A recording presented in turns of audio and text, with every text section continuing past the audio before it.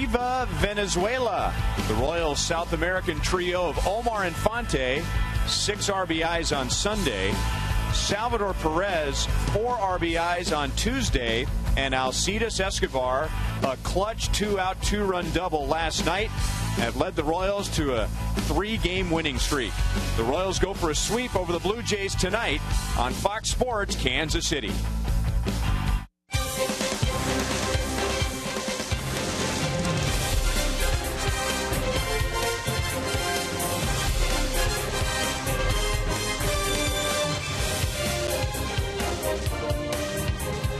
Royals baseball on Fox Sports Kansas City is presented by Academy Sports. It's a brand new month for the Royals, but the same old weather, which hasn't stopped the Royals from taking the first 2 games against the Blue Jays. Hi, everyone. Welcome back to the ballpark. I'm Ryan Lefevre. Rex Hudler and Joe Goldberg will be along shortly. A brand new month for the Royals. They finished March and April 2 games above 500, and now on to May. And you remember that last year there was nothing merry about the month of May as the Royals went 8-20. So we're 1 month into the season, and it looks a lot like last season so far. More pitching than offense and strong starting pitching. And some were concerned going into this year that without Ervin Santana, the Royals starting rotation would suffer. But there's a strong argument, Ned Yost says, that this year's rotation is even better. I might think that it is. You know, Ventura's been unbelievable for us. You know, he's going to go through his little growing pains. You know, last night he made it through 5 innings at 92 pitches, a lot of 3-2 counts, but his stuff is so dynamic he can pitch through that. And then he's going to have nights like he did against Baltimore where, you know, he's going to cruise through 8 innings and nothing's going to bother him. And, you know, but he's been really, really good, and Vargas has been almost as good in a different way, you know, in terms of production. He's done a really nice job of keeping the opposition down, keeping us in games, and pitching great baseball. The only thing that didn't go the Royals' way in this series was this play at home plate last night, which was reviewed, and the call stood. Joel will talk more about that when we come back.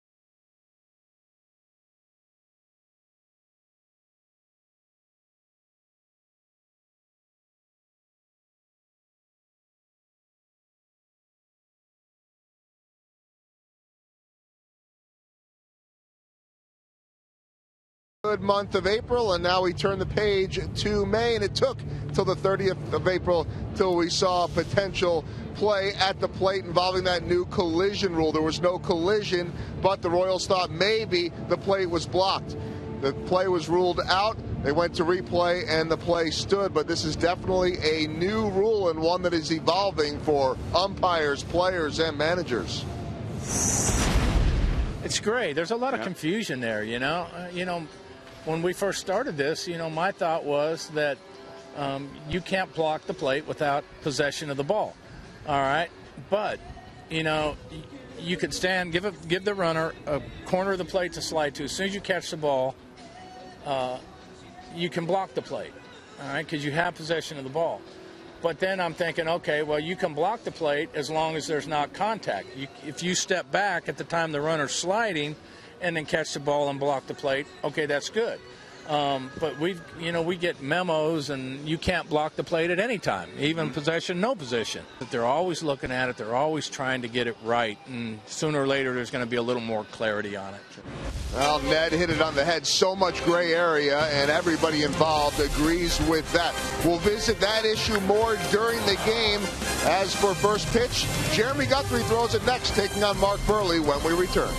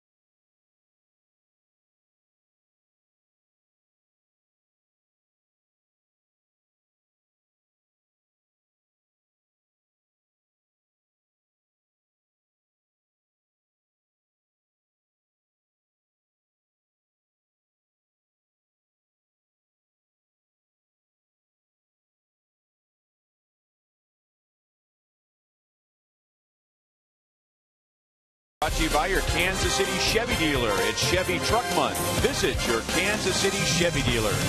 By the Missouri Lottery. Try the Missouri Lottery's new Lucky Sevens playbook. And by AT&T, mobilizing your world.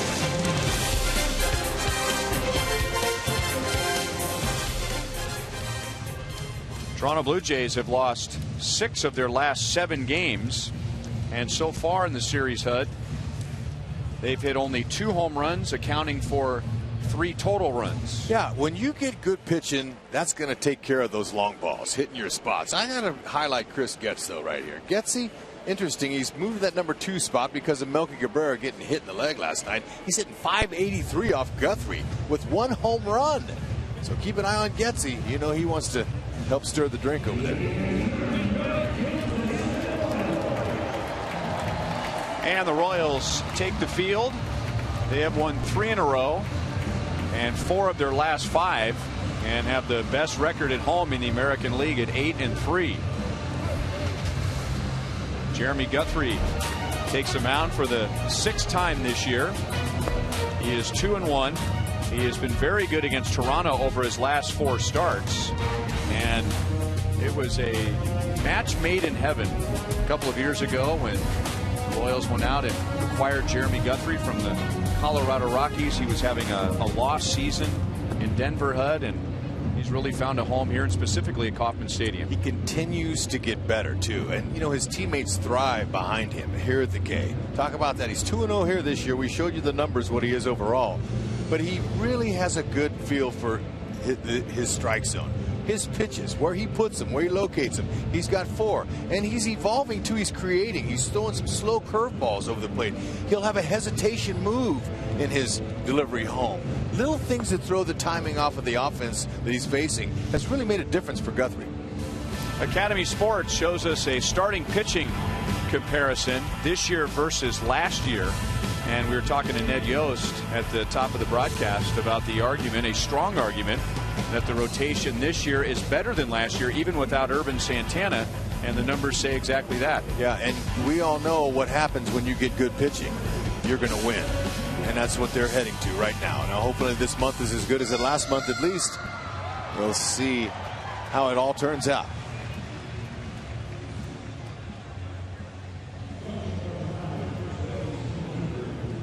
Guthrie is 3-7 in his career against the Blue Jays, but has a very good ERA, 3.34 in 20 starts.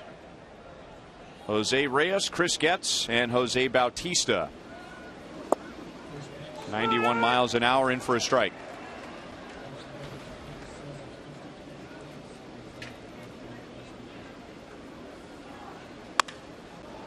Center field. And Dyson makes a play. Second straight game Dyson's made the play on Reyes to begin the game. Why don't we go around the horn, brought to you by your Midwest Ford dealers, and show you one of the reasons why the Royals are good. They got a solid defense that makes spectacular plays. However, they have erred 21 times this year. That's the 3rd most errors in the league, but really you can't judge a team by that. This is going to be an airtight defense as the season evolves. Dyson really making the most of it in center field.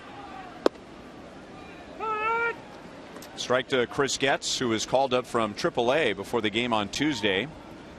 And he started at second base in all 3 games. And a base hit to right field. That's his 3rd hit in 7 at-bats. And he's also been on with a walk. Makes him now 8 for 13 in his career off Guthrie. So he's got a little confidence going in. And 1 home run, which was his first major league home run back with the Chicago White Sox. And Guthrie was pitching for the Orioles. That's enough for you to be confident. Jose Bautista, who has gone deep once. That was on Tuesday night, his 8th of the year.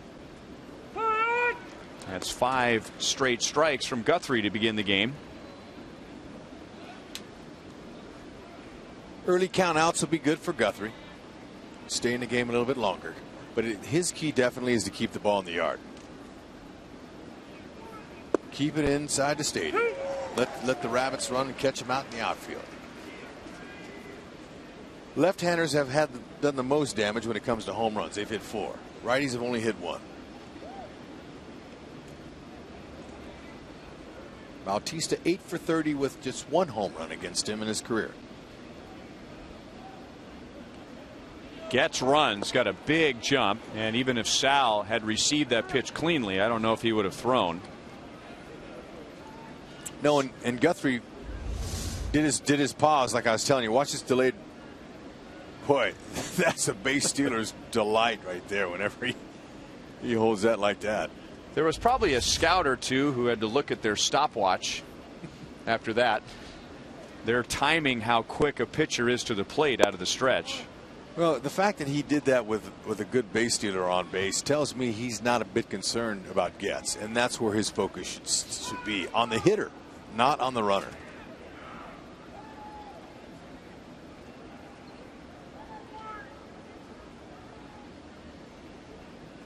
Again, hesitates before he delivers, and Bautista fouls it away. He has struck out Bautista 10 times out of those 30 at-bats. Looking for another one here.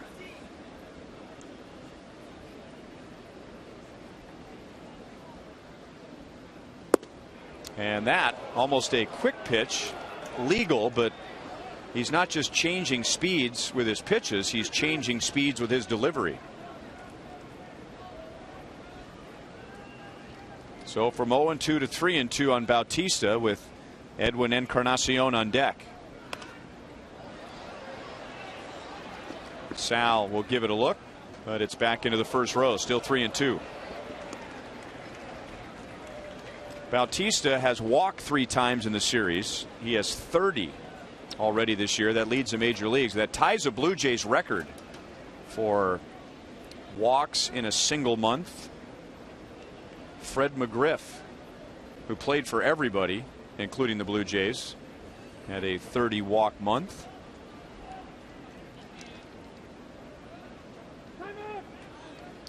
The crime dog.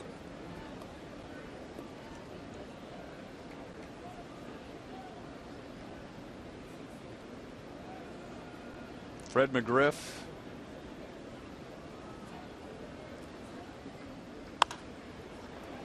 Fouled away. Jesse Barfield. Who else am I missing from that era? George Bell. Yeah, George and all Bell. those guys, remember, they all used to rock on their back leg. Willie Upshaw. Willie Upshaw. Ernie Witt. Blue Jays world champions 2 times.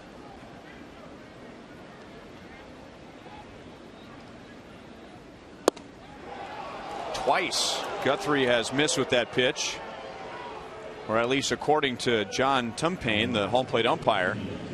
So hopefully that's not a sign of things to come tonight. A tight strike zone. Well, we haven't seen Burley pitch yet, and Burley relies on the corners. Could be interesting.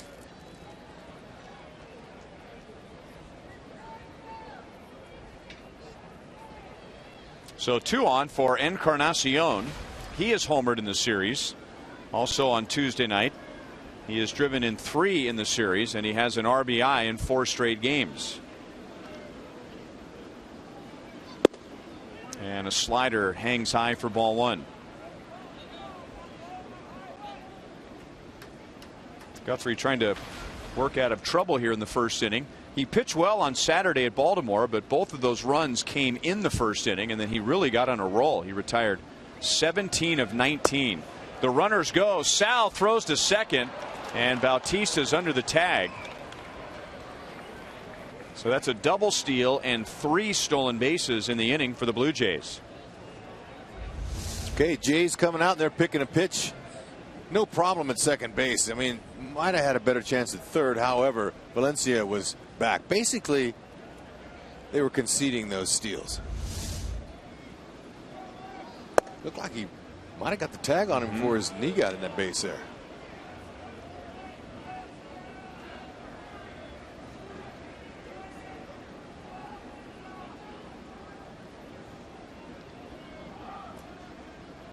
He'll be swinging 3-0 if it's to his liking. And it was, and he fouled it away.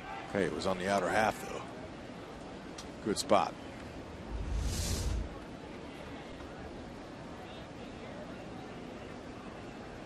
Foxtrax says it was pretty much down the middle.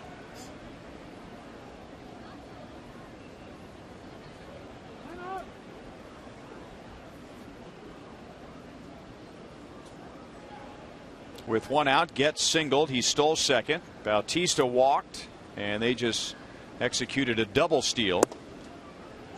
Here's a call, a borderline one that goes Guthrie's way, and now 3-2 on Encarnacion. And if he can somehow find a way to throw that same pitch, he might get out of this one. This particular hitter. That's a perfect spot.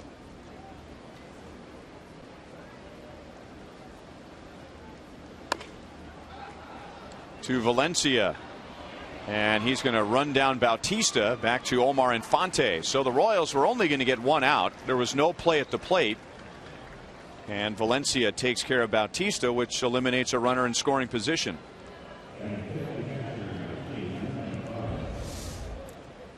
Okay, this is all you want to do here. Get in it, get the out. This is a wise decision. You see Bautista coming like that? That's an easy out. Get him.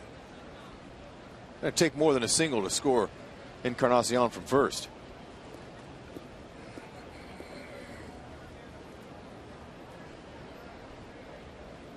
One throw, perfect rundown. Now Dioner Navarro. That's the 20th pitch of the inning for Guthrie.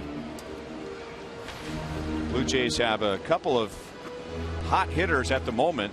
Navarro has hit in 8 in a row. Bautista's hit in 10 in a row. And Navarro is 3 for 9 in the first 2 games of this series. Down in the count, 0-2.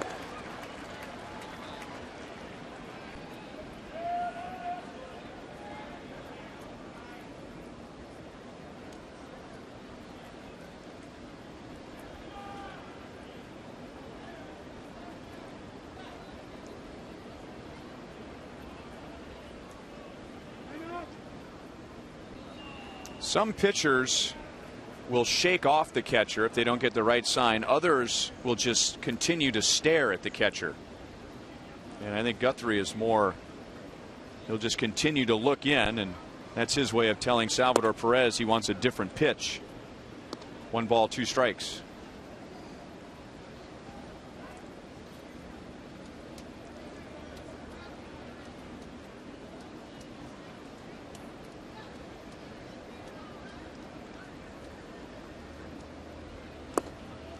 Blocked by Sal, 2-2. Okay, almost like last game he started against the Orioles. They're making him work. These hitters in the middle of the order here swinging pretty good bats there. They're pretty confident. Their plate discipline's good.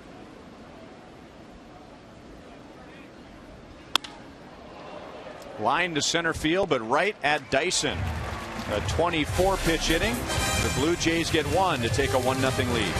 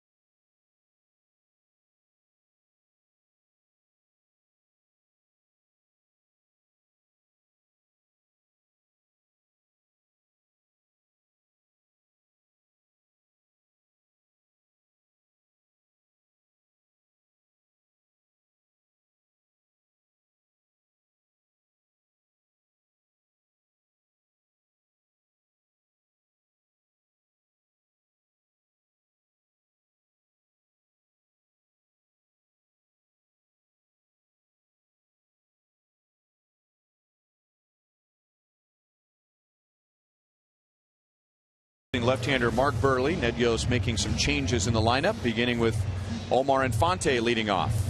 Okay, it's a little different look. Giving Aoki the night off. No Moose. See what Maxwell and Valencia can do. They're getting an opportunity to face lefties, and they're facing a pretty good one right here. Burley, you know, he's a quick guy. He gets that pitch and throws it, but he's a guy that's going to sink that fastball. He's going to cut it a little bit to righties. Big curveball, a slider, but he's been throwing a lot more fastballs lately. He just makes his changeup a little bit better. He's got a changeup he'll mix in there, especially the right-handers. But he keeps the ball down, uses his defense.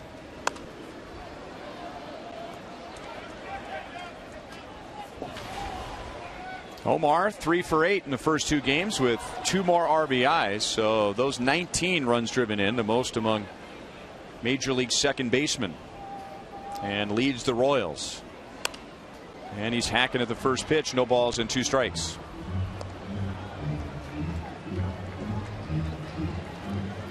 Burley, I was going to say Burley's got a nice ERA at 2.16. Well, he swings to the first 3 pitches, and number 3 ends up in left field for a base hit. Okay, so if that's any indication of the scouting reports for the offense that Pedro Grifol, the hitting coach, put out there, is be aggressive. He throws strikes. Talked about his ERA. That's 7th best in the American League. However, on the road, it's a 0.40. So he's really been good on the road.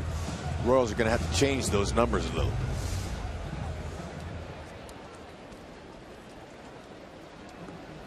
Eric Hosmer bats second tonight.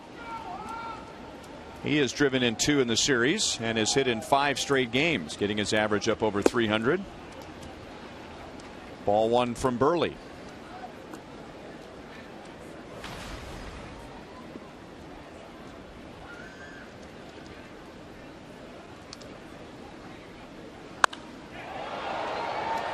One and one. I remember Burley very early in his career, just by being left-handed, managers would stack the lineups with right-hand bats, and he's not the intimidating type of a lefty that's going to give a left-hand batter a bad time. And the league began to find out that with his cut fastball, that pitch right there, he was better against righties and lefties. And then managers started sitting right-hand bats and putting left-handed hitters in there. And a little reverse psychology, but he's going to nibble. He's not overpowering. Long run for Laurie, and he goes sliding on his knees, and he missed the game last night with a sore back. So Navarro didn't see it right away, and Laurie had to bail him out.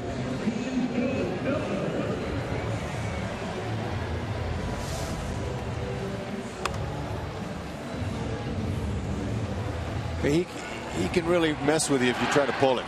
He's not overpowering. As a matter of fact, his fastball, his best one, might be 85. He's really got to wait on him. Billy knows all about him. 60 at bats in his career off.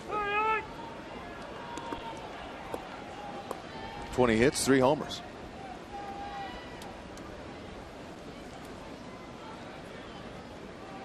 $15 RBIs. Got a pitch up and fouled it back. So there you go, the long Billy Butler, Mark Burley history.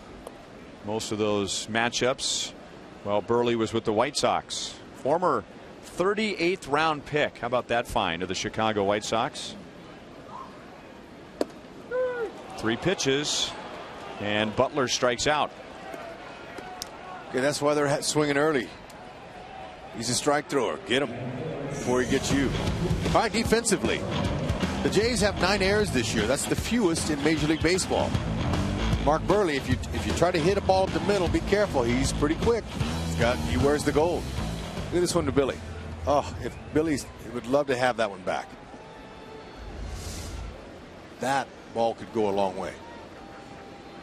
And not a lot of wind tonight. First 2 games of this series, their wind was blowing pretty firmly to right field, but it's a lot less. Weather has gotten a little better each night in this series and will continue to get better over the weekend with the Tigers in town.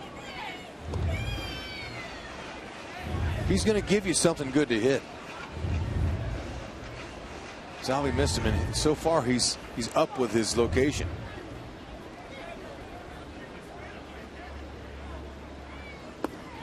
And he works fast. Mark Burley is normally doing one of 2 things. He is either throwing a pitch or getting ready to throw a pitch.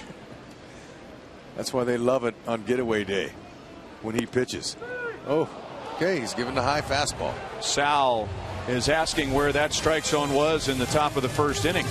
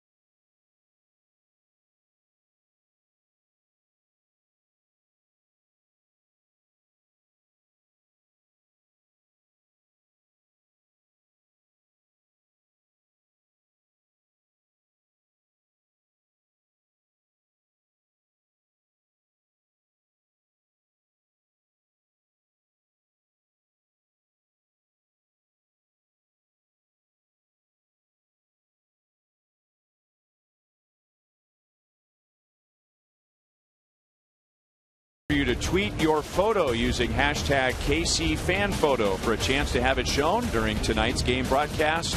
Brought to you by AT&T.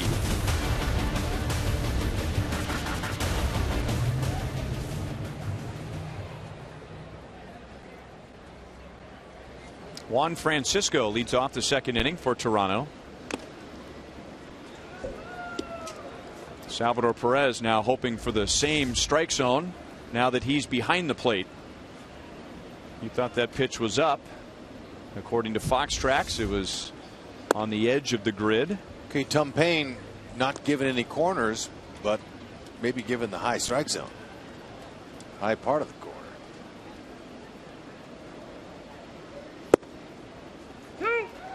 1-2 on Francisco. Francisco 2 for 3 in his career against Guthrie. 2 of those, both of them, big flies. Homers. Now that's 3 at bats is not very much on a guy, but if you have 2 hits and both of them are homers, that could be grounds for ownership.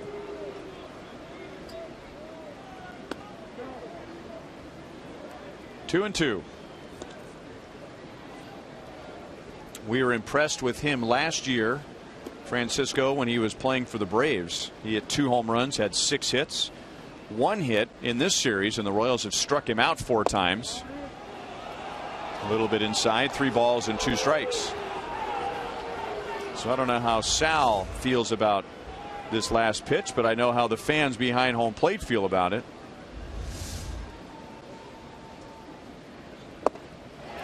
Royals have struck him out 5 times. 1 down in the second inning.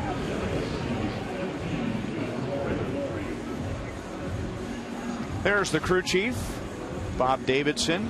26 years as a major league umpire, with Mark Wegner at first, or rather Mark Wegner at third base, James Hoy at second, and John Tumpane behind the plate. Ball 1 on Brett Lawrie, who started game 1 on Tuesday, was 2 for 4, and then missed last night's game with a sore back. Good pitch, had him reaching. And Dyson in center field has his 3rd putout of the night.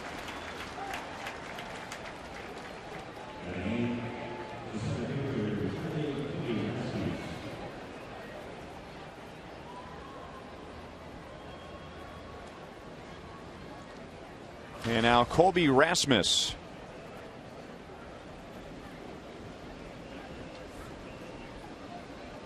Eight at bats, 2 hits in the first 2 games.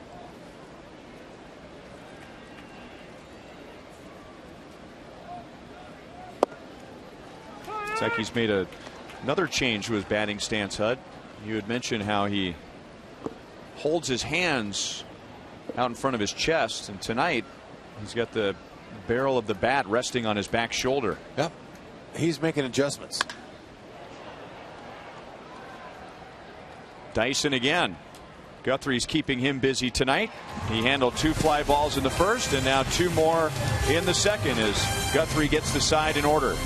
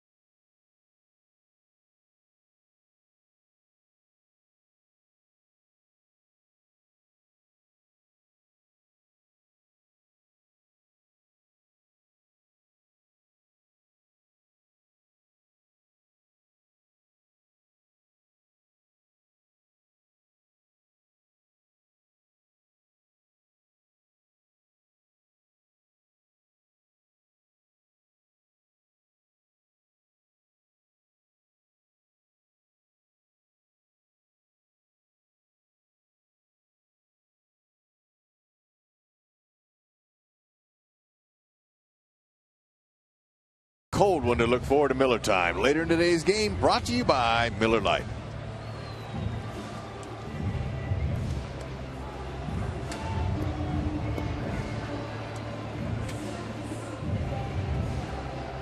Burley gave up a single to Infante, leading off the bottom of the first, and then retired the next 3 with a couple of strikeouts.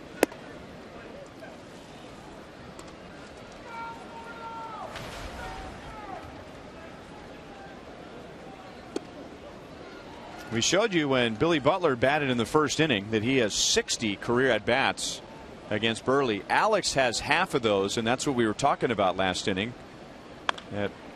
Earlier in Burley's career, teams would sit left-hand hitters until it became rather apparent that he was harder on the righties than the lefties with that cut fastball. So that's why Alex is behind Billy in career at-bats. 60 at-bats, that's quite a bit. That's a lot off of one guy. But talking with Hall of Famer George Brett the other day, he was telling me he faced Nolan Ryan 101 times. Wow. I said, what? He said, yeah, I had 101 ABs off of Nolan. I said, what'd you hit? He goes, 287. Well, and Nolan Ryan did quite a few years with the Astros. So just think if he had spent his entire career in the American League, it would have been even more than that. Gets to the middle. A backhand and a strong throw gets Alex one away.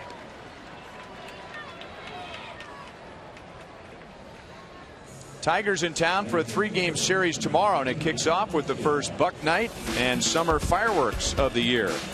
Select items are just $1 at the concession stand, so you can stock up on hot dogs, peanuts, and small Pepsi products. Then stay after the game for the fireworks show, courtesy of Hy-Vee and Pepsi. 7:10 tomorrow night. That's James Shields against Rick Porcello. Okay. Tigers are in town. Folks, come on out, enjoy the game, and then the fireworks show.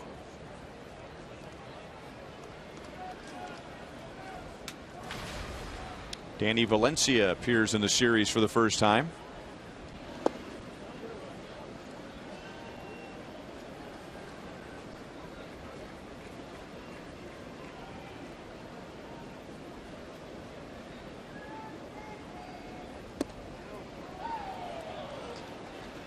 They will not check with the first base umpire, Bob Davidson, so the count is 3-0. Usually they check everything.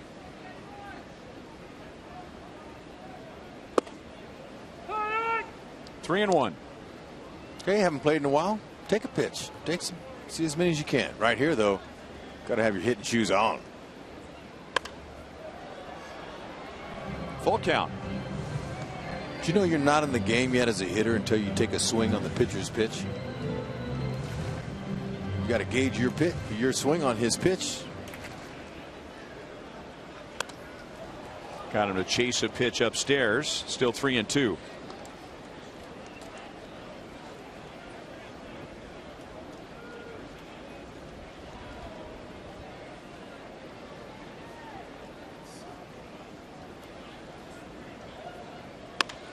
Lined into center field, and RASMUS is there.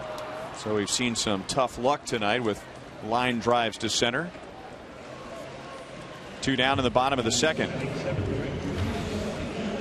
Mark Burley started the year 4-0 with a 0.64 ERA. Then he lost on Friday against the Red Sox. 12 hits and 5 1/3 innings. No strikeouts. And 22 times in his career he's had a start with no strikeouts. And maybe you were like me and thought, wow, that's a big number, 22 starts. But this is his 435th career start. Putting that into perspective, he has never been on the disabled list, Mark Burley. Boy, that's just amazing. Got to the big leagues 14 years ago. 1-2 on Maxwell. 190 wins, a no-hitter, a perfect game, 4 Gold Gloves, a World Series ring, and he's the only active major leaguer with 13 straight seasons with at least 10 wins, at least 30 starts, and at least 200 innings. Phenomenal career. He could shut it down now, but I guarantee you he wants 200 wins for sure. He'll probably pitch till he's tired of pitching.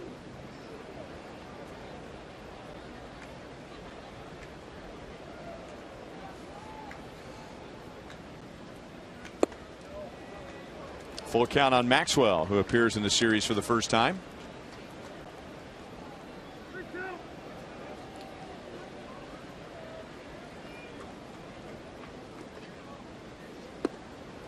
And a walk with 2 down. Walks are normally not a problem for Burley. He's a strike machine, but they have been a problem for the Blue Jays this year. Blue Jays staff has walked the second most in the American League. So that's the Royals' second base runner tonight, after OMAR INFANTE singled in the first. And here's last night's hero, Alcides Escobar. We had that clutch 2-out 2-run double to put the Royals in front 4-2, and that was the final score. And he goes the other way. Maxwell is going to run on Bautista. Now the ball gets away from Bautista. Maxwell keeps on running. No out at second base, and Maxwell scores to tie the game.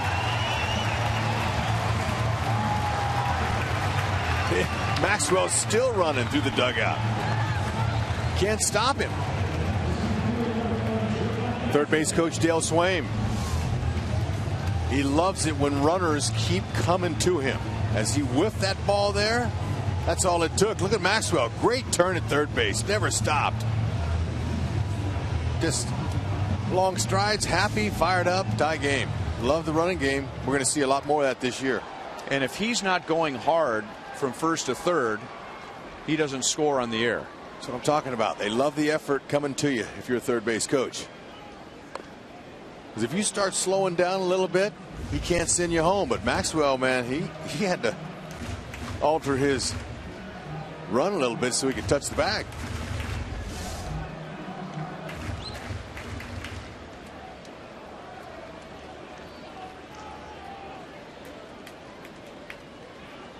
Dyson can pretty much bunt all day on any pitch of Burley's.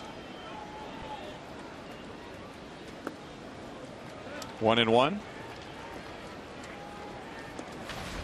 Making the most of the increased playing time with Lorenzo Cain on the disabled list.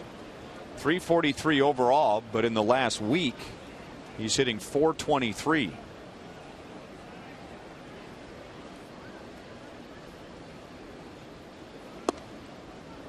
On the corner, 1 ball, 2 strikes.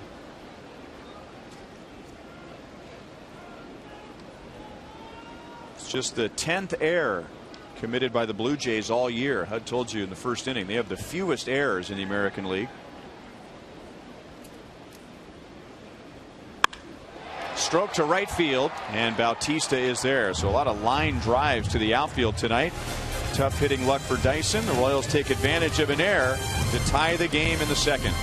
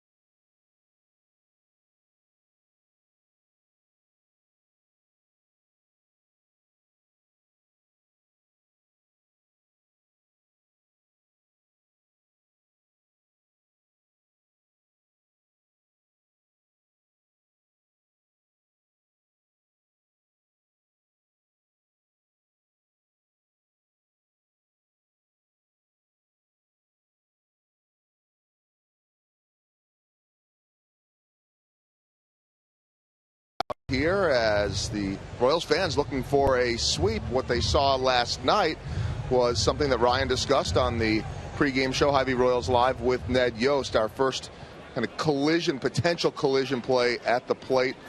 Officially, guys, it is Rule 7.13 on home plate collisions. That hopefully is not a dangerous collision, and always scary, no damage done. Thankfully, that hit an empty seat, and then that Blue Jays fan with his black maple leaf hat grabbed it on the fly. Now here's the play last night, and there are so many ways to look at this. We'll take a look at it in just a moment. Here we go, and Hosmer coming home, and there's so many questions here. He was ruled out, and then there was, well, not actually a challenge because you can't challenge that, but the umpires going to New York to see if there was any blocking of the plate, any kind of collision in that case. And I think Ned Yost, Brian, you talked to him on the pregame show, was thinking that the plate was blocked there. I talked to 6 different umpires in the league today, including this crew. And there are a lot of opinions about this. I think Ned Yost hit it right on the head. There's a lot of gray area. One of the more interesting points I heard was this, that he was blocking the plate once he had the ball in his glove. He was doing so before, but that the runner, at least the one umpire I talked to, felt like he was attempting to score once he went into the slide. Okay, and if he had been going into that slide and the catcher did not have the ball, then he might be blocking the plate and it would be obstruction. But, you know, all the umpires are going to see this a little bit differently. Talking to the crew here, they felt like Hosmer did have an alley, did have a lane to get in there. What all of them said, including Mark Wegner, is he could have just gone right through him. Could have barreled him over, could have slid into him. You can't deviate from your path to the plate. But Hosmer, if he goes straight through there instead of going around, maybe forces the issue with Mark Wegner. I'm waiting for you to ask me what I would have done. Well, I know what you would have done. You would have plowed him over. Well, I would have went through his shin guard because I'm going to try to score the run for my team. And I'm not have the intent to hurt anybody, but I want to score the run for my team. You know, one thing that a lot of people mentioned is that this might be more confusing for runners than anyone else. Mm-hmm. And another really interesting fact, and I know you guys talked about it a little bit, is that with the contact play, and Buck Martinez brought this up, it is so quick that a catcher's first reaction is going to be to get to the plate, or almost like a first baseman going to first on a ground ball. And so he went there, and Hosmer tried to go around, but what every umpire I talked to today said is if he goes through, you're either going to see a dropped ball, or maybe he ends up being safe, or maybe if it's a violent collision, then something ends up being done. Now let me clarify something here. One umpire's thinking was he's not trying to score until he slides. Well, so what was he doing before he went into a slide? Well, that's just running down the third baseline. Well, that's the gray area. I mean, when you hit the ball and you're at the plate, aren't you maybe trying to score? Are you trying to score if you're going first to home, second to home? I mean, there's so much gray area here. The intent of the rule was to prevent the nasty collisions. So I guess that umpire's feeling is that until he slides, or making an effort, he could have hit the brakes and turned around and gone back to third. In theory, which we know that's not what he was trying to do. Right. The word of the day that I heard from every umpire was deviate. That's the biggest thing. You can't deviate. You know, you saw Navarro, and he was blocking the plate more with his left side. If, say, Hosmer started plowing through his right shoulder, maybe he's deviating out of his path, and then he's ruled out in that case, if that makes sense. Makes plenty of sense, Joel. Thank you for your in-depth investigation. More gray area to come. More coming up at 10 o'clock.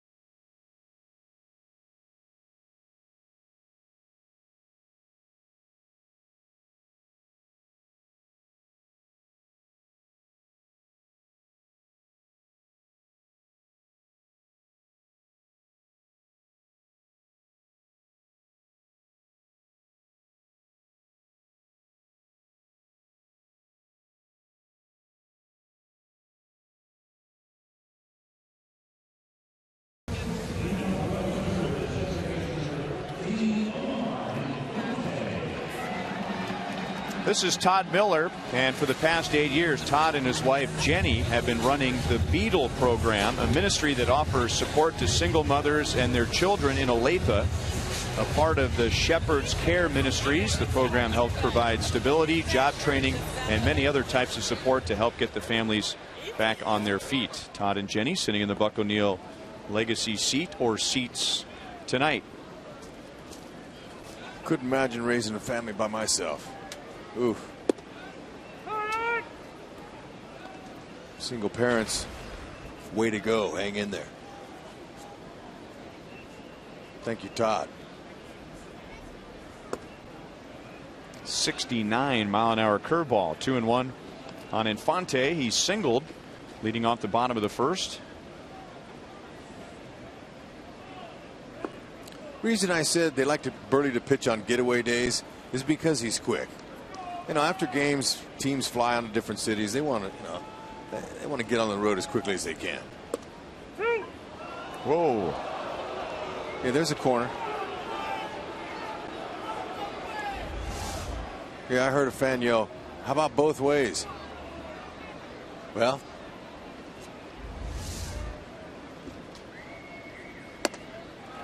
now a walk. okay. Burley's second. And Infante, for the second time, leads off an inning and gets on. No matter what happens to the Blue Jays tonight, no matter how Mark Burley pitches, it will be a late night for them because they are going east. They are going to Pittsburgh. So they'll have a late night and they will lose an hour. They are in game 3 of 20 games in a row without an off day.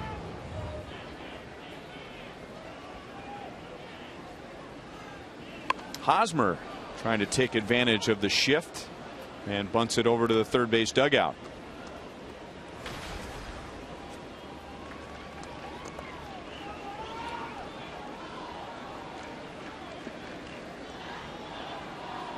So Laurie at least wants Hosmer to think he's coming in, and now that Burley is set, Laurie backs off at third as Hosmer pulls it into the right field corner, and that is a fair ball. Infante will be held at third. Hosmer has a double that ties him for the team lead with Alex Gordon. It is his third double of the series, and runners at second and third with nobody out. Oh, he laced it. That's why you really don't want to see Hosmer bunt. This guy's dangerous, and he hasn't even started to heat up yet. Even though he's getting his average up, he hadn't started powering the ball out of the yard. This had a chance. It hit high off the wall, right on the pole. With nobody out, and this early in the ball game, Swaim says no need to take a chance. Let's just hold it right there. Got runners at second and third. Fouled away by Billy, who took a called third strike in the first inning in his 61st career at bat against Burley.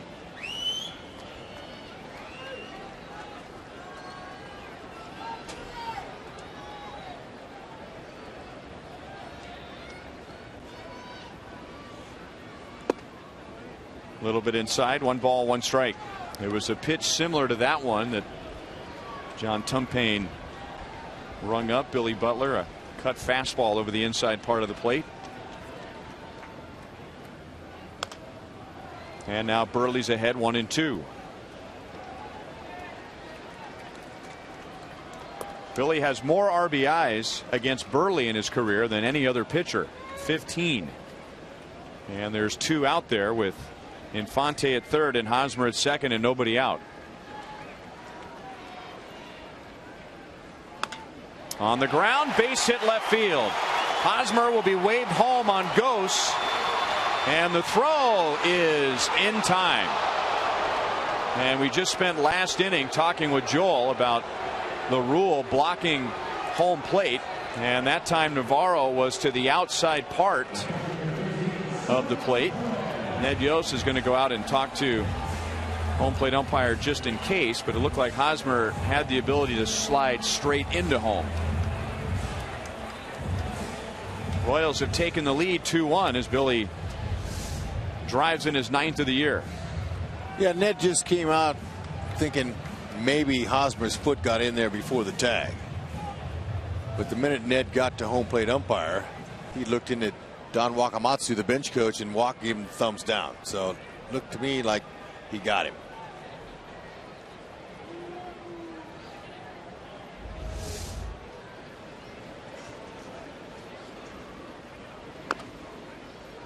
So Anthony Goes just called up from AAA and playing in left field tonight for Melky Cabrera, who was hit on the left shin, tested on defense and guns down a runner at the plate.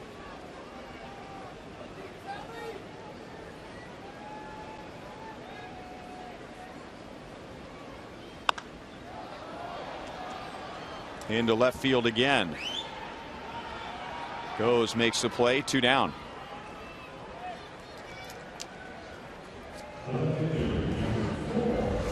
Okay, Billy Butler picking up his 9th RBI here. Okay, he's able to get Infante home and Goes with a really nice throw. Looked like Hosmer hesitated just a little before he got to third base. Might have slowed down a tick.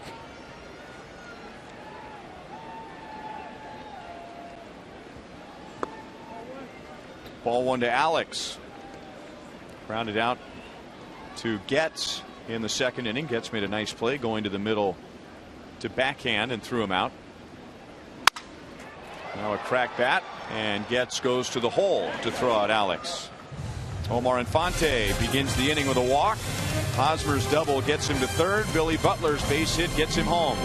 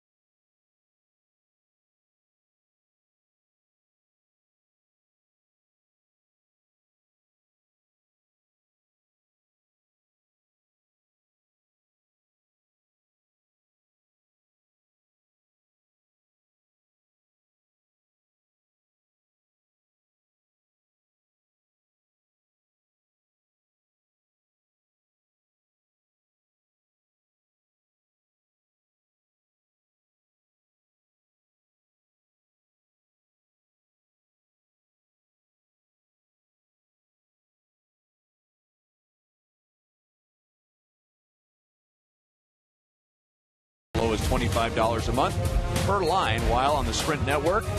The more people added, up to 10 total, the lower your rates. Plus, while you'll save as a team, all accounts can be billed individually. Hud, your thoughts? I'm going with that guy, Infante. Hard to argue with that. 19 RBIs to lead the team and lead all major league second basemen to this point.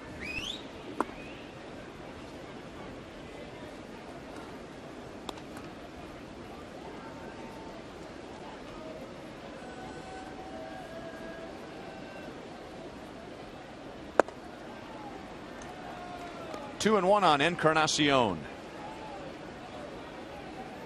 Escobar, a strong candidate as well, and he started the year 0 for 16. Talking to Ned Yost during Hy-Vee Royals Live, and we were discussing the cold weather, and tonight's another cold night, and how he believes the middle of the order will warm up with the weather. Encarnacion walks. That's Guthrie's second. But in the meantime, The Royals have gotten quite a bit of production from their 8, 9, 1, and 2 hitters, the bookends, if you will, in the lineup.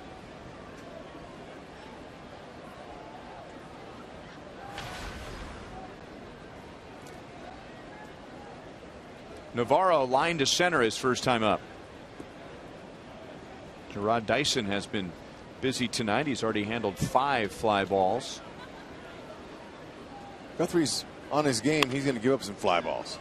There's another one. It's good as long as they're at somebody.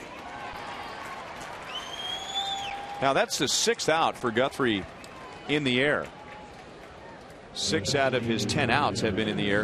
And the reason I bring that up is he really had to transform himself in his last start. Camden Yards, small ballpark. The wind was blowing out.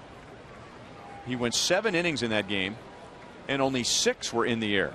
So he made the adjustment, and as a result, pitched very well. Just gave up 2 runs in 7 innings. At one point, retired 17 out of 19. Yeah, you know, we always talk about hitters making adjustments, but you know, pitchers have to make those too. And before the game, as Valencia is going to take off now and head over to play in between Escobar and Infante for their shift. Before that game, I said, you know, Guthrie, good chance he's going to give up 3 to 4 runs, so the offense is going to have to score their typical 7 runs per start he averages when they hit behind him like that. So the next day, and he held him down. He only gave up 2 runs. So the next day I went in and I confessed to him. I said, hey, Guth, you know, I got to apologize. I before the game said you were going to give up at least 3 to 4 runs. And he said, HUD, reverse psychology works. Keep it up. 1-2 on Francisco. He wouldn't have been offended. Wish it was that easy, don't you? Yeah. But he did a fantastic job in that ballpark. He loves it here.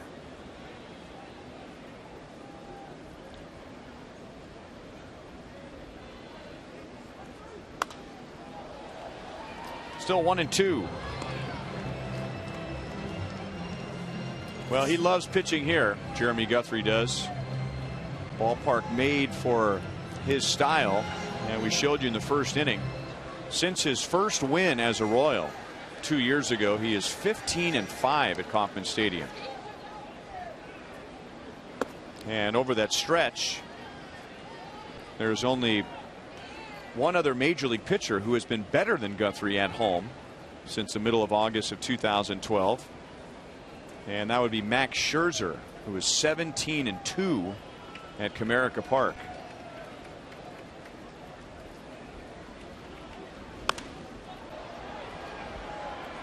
At a play.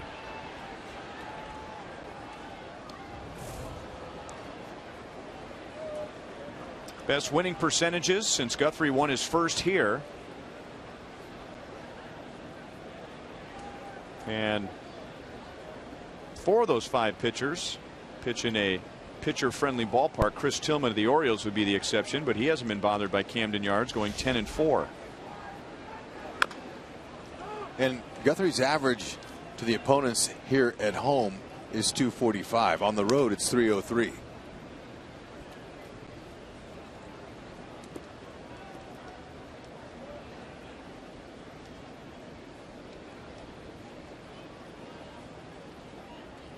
Francisco doesn't run that well. That's why the infielders are all back almost on the grass, every one of them. So they'll have time any ball hit. Uh-oh. No play for the infielders here as Francisco clears the bullpen, and that ball almost bounced up into Rivals. So he is now 3 out of 5 against Guthrie with 3 home runs.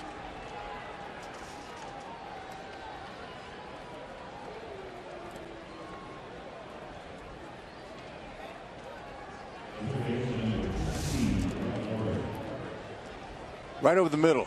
He's looking for that.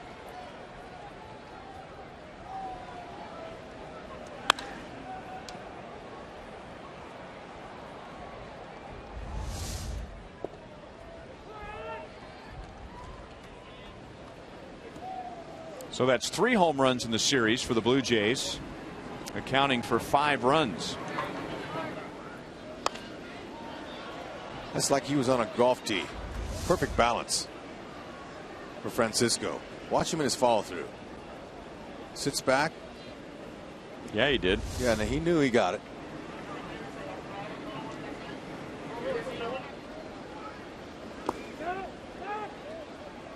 No swing. And it's 1-2 on Brett Lawrie.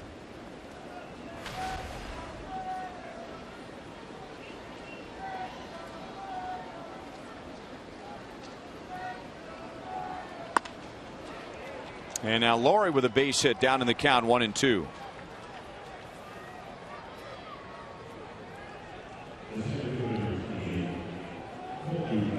Tonight was the first night to cheer on Gold Glove winner Alex Gordon in his special fan section. Gordo Nation is here Thursday, May 15th versus Baltimore. You can get this new limited edition Gordo Nation t-shirt and a seat near Alex in left field for just $35. Join your fellow Royals fans and support all-star left fielder Alex Gordon. Get your tickets now at Royals.com/Gordo Nation or by calling 1-800-6-ROYALS. And if you are one of the first 100 fans with a Gordo Nation ticket, you will receive the one-of-a-kind Alex Gordon close-up of him blowing a bubble. Is that the official title of that? The Alex Gordon close-up of him blowing a bubble? I think so. Here, you've got one of these up here in the booth. Well, the fans like him. They're out there in that spot there, but it's not a bobblehead. It's a bubblehead.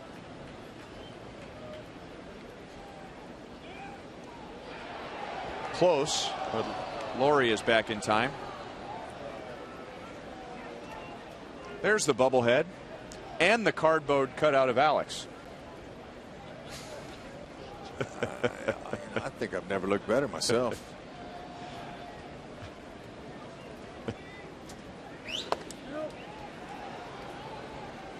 One and two on Rasmus. He flied to center in the second inning.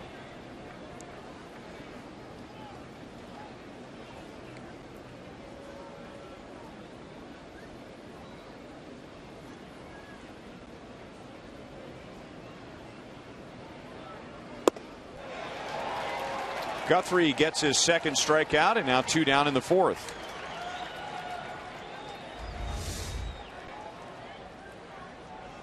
A nice breaking ball there. Inner half.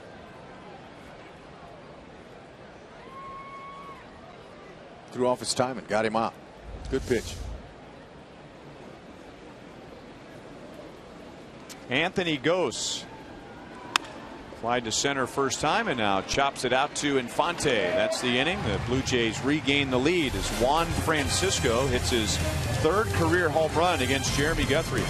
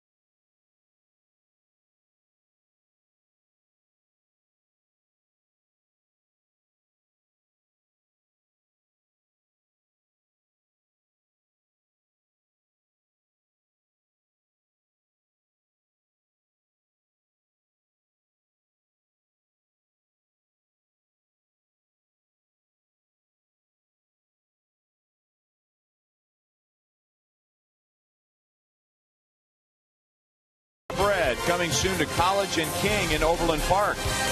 By your Midwest Ford dealer. Visit us at yourmidwestforddealers.com.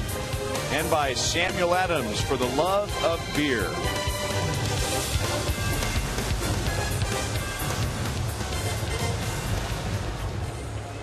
Mark Buehrle has his second one-run lead tonight. Blue Jays had a 1-0 lead after an inning and a half. The Royals scored one in the second, one in the third to take a 2-1 advantage. And now Juan Francisco has hit a 2-run home run to put the Blue Jays up 3-2. With Valencia, Maxwell, and Escobar coming up. Valencia lined out to center field his first time up.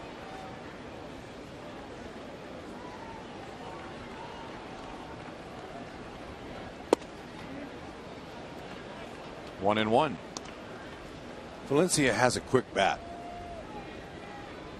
I believe if he got an opportunity to play every day, he could put up some numbers.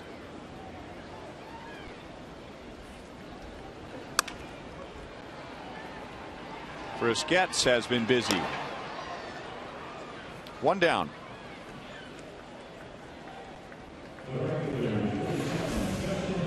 So how fast is Mark Buehrle? You've been following the game the last 10-15 years. You know that he pitches with a very rapid pace. Average seconds between pitches. So this shows he is the fastest. The Blue Jays have two of the top three, with knuckleballer R.A. Dickey among that group.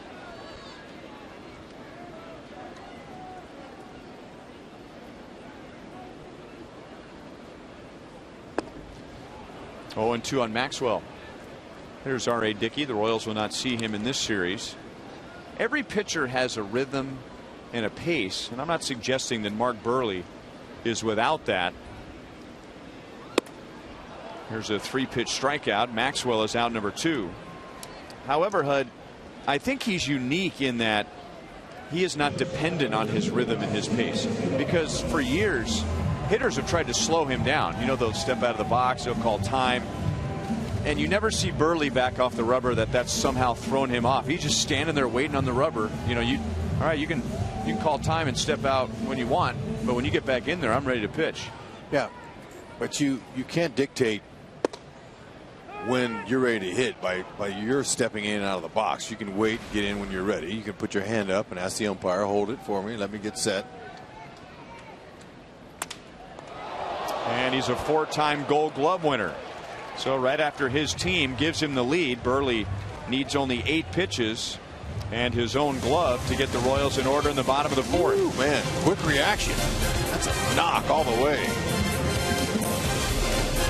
He wears the gold.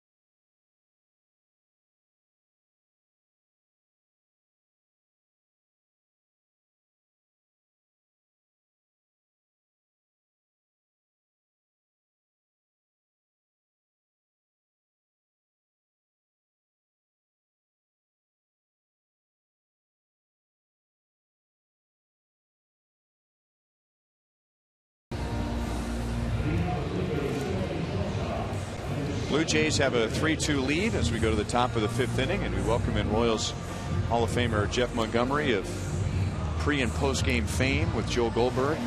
And I want you to comment on what I said at the end of the last half inning, in that Mark Buehrle, every pitcher has a rhythm and a tempo, but he doesn't seem to be one that's a victim of his rhythm and tempo. Guys have tried everything to slow him down, and he never walks around the mound. He never backs off the rubber in frustration. He just stands there and waits. Well, I think that shows control, that shows confidence, that he understands that nothing is going to start, no action until he releases that ball.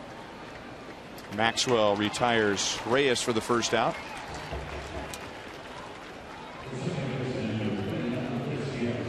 Yeah, some guys, when hitters will step out, the pitchers will step back off the mound and say, hey, right back at you, and let's make sure we're going to do this. But you're right, Buehrle, he seems to really want to essentially control his own tempo, and that's what makes him so good. Monty, we were watching Guthrie as he makes adjustments, and he did a fine job in Baltimore keeping the ball out of the air, more ground ball outs from him.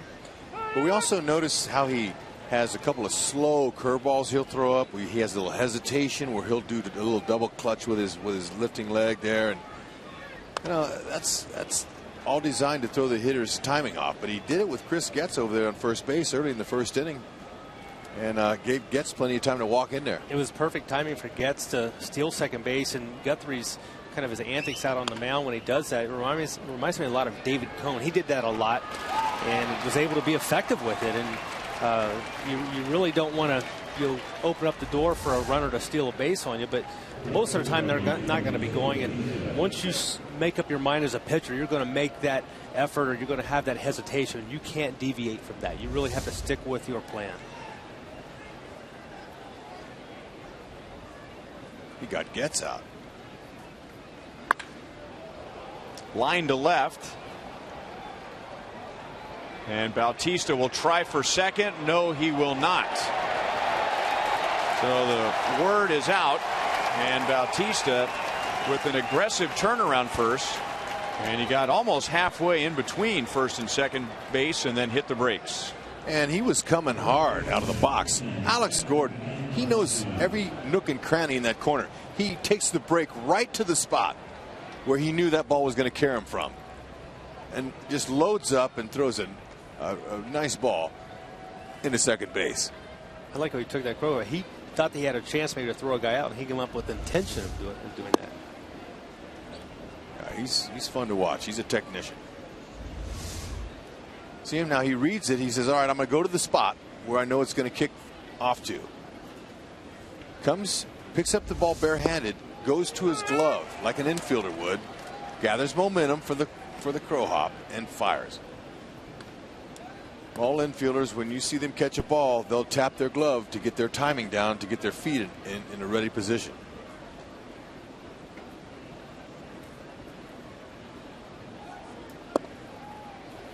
And so, now 1-2 against Encarnacion. Yeah, hitters know in the meetings, they tell them.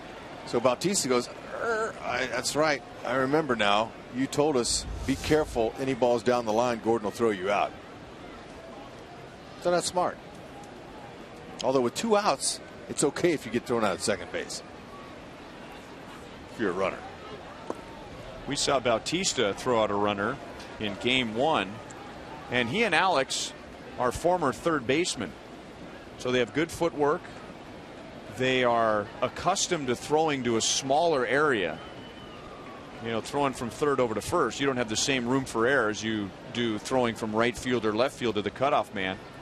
They both have good arms. They both have very accurate arms. And Monty, you'll remember this.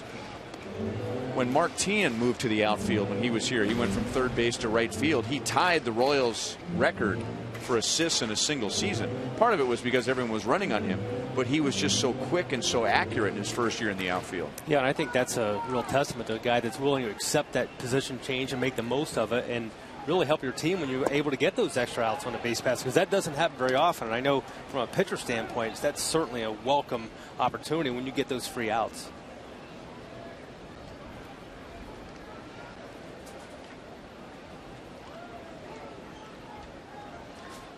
And now Bautista will be running. Hosmer will hold him.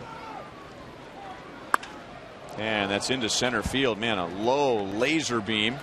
And with Bautista running, he'll go first to third. So with 2 down, the Blue Jays get back-to-back hits. Great location there, 3-2. Hitter knows it's coming. If that ball's elevated another 2 inches, that ball could have been a homer, dead center. He struck it well.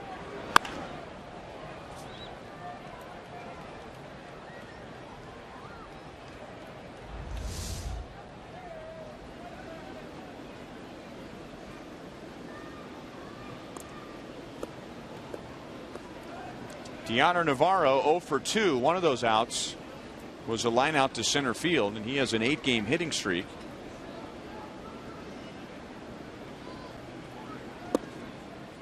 Good pitch at the knees over the outside.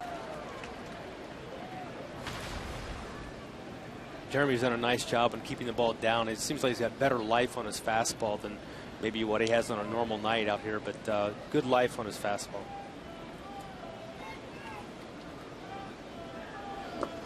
Slow curve, and it kicks away from Sal, and Encarnacion moves up on a wild pitch. That's one of those slow curves that he'll break out every so often.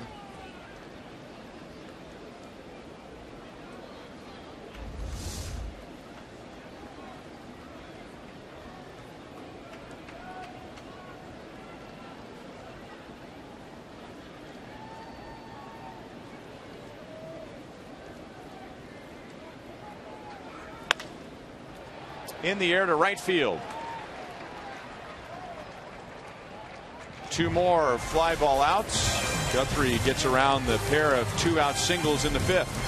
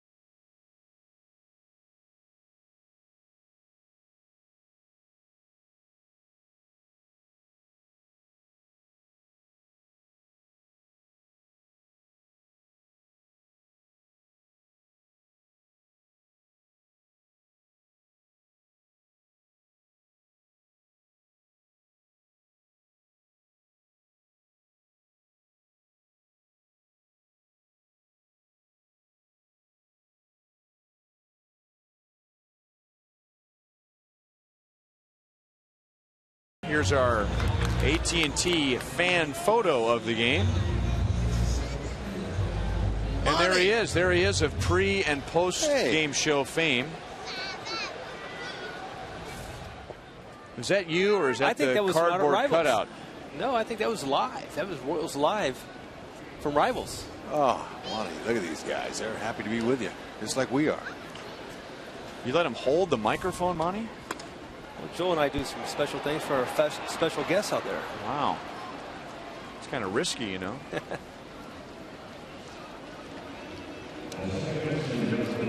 Dyson out on a fly ball to left on 2 pitches from Burley, who's pitching with a 3-2 lead.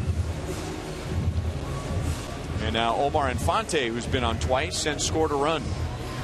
Vote for the Royals Player of the Month at rallyhouse.com/Royals, and you will be entered to win a majestic prize pack from Rally House. He's got my vote. I am with you.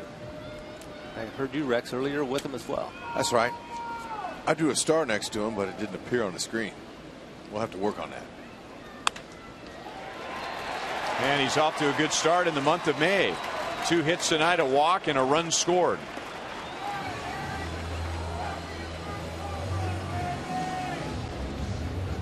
Anything out over the plate that's off speed, he's able to hold off and just throw the head of the bat at it. It's nice. He leans into it. Forget about hitting the ball to right field. Find a hole like that all day on a pitch that's elevated.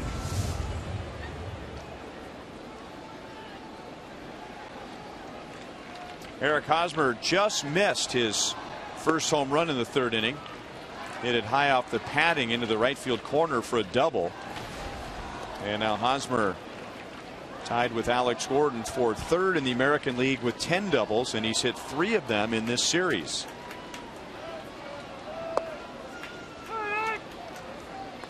One and one.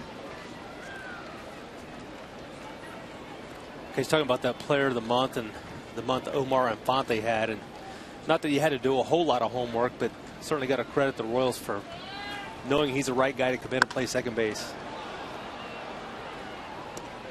Very high in the air, and Anthony Gose brings it down. 2 down. No, General Manager Dayton Moore knew exactly what he was doing when he got a guy that would not only help the team and bat in a prominent position in the order, number 2, but help Escobar and work with Escobar. Double play combination there, and so far it's worked wonders. Dodged an early season bullet by fortunately not breaking his jaw on that ball he got hit in the jaw by. It was Billy Butler into deep left center. It'll stay in the ballpark, but it'll tie the game as Billy is driven in 2 tonight. Infante scores his 2nd run, and it's 3-3 in the 5th inning.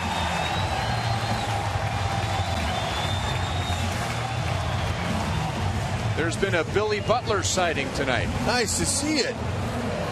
Yeah, that ball's elevated, weighted, quick hands on it. Burley knew right away that that ball wasn't going to be caught.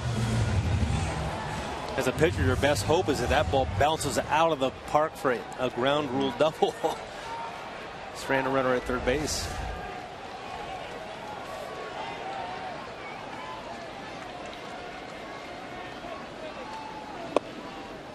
That gives Billy 17 career RBIs against Mark Burley. And before that, he had his most RBIs against Burley than against any other pitcher he's ever faced. He's added 2 more tonight. Hit hard on the ground to Reyes. Struggled to find the grip for a moment and throws out Sal to end the inning. Billy drives in his 2nd of the night. This one comes with 2 outs in the 5th inning to tie the game.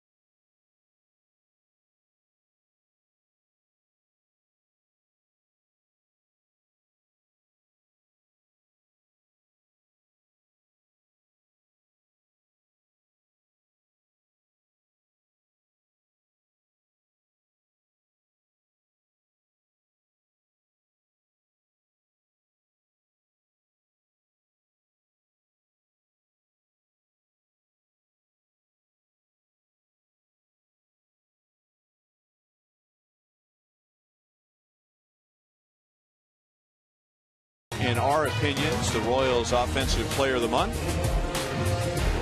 getting 50% of the votes, leading the Royals with 19 RBIs. Tonight, he has been a run scorer rather than a run producer. He has scored 2 of the 3 runs, and we're tied to the 6th inning. And thank you, fans, for your participation.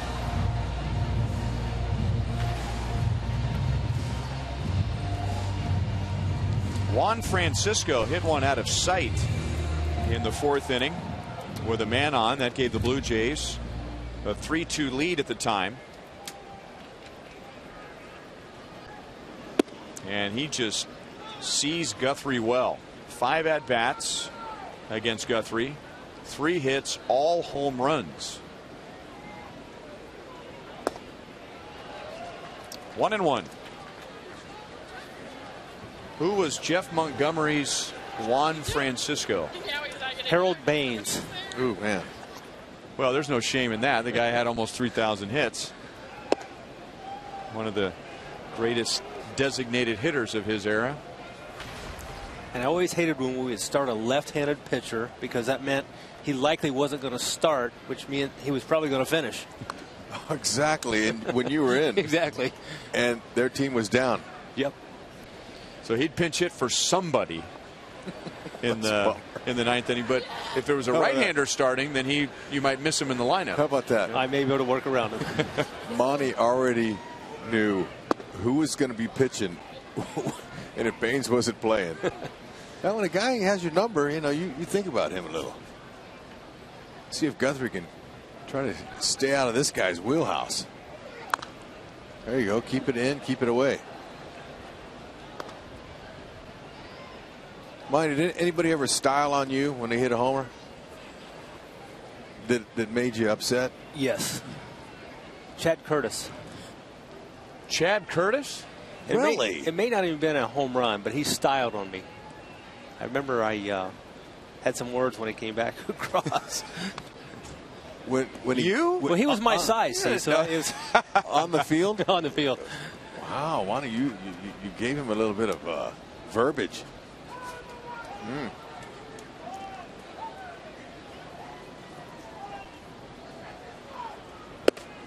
This time Guthrie gets Francisco. Actually, it's the 2nd time he has struck him out tonight. Guthrie has 3 and 1 down in the 6th.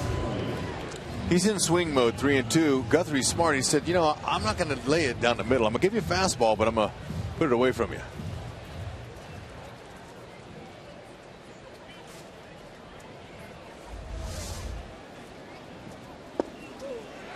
Slider for a strike to Brett Laurie. Our Toyota League leaders.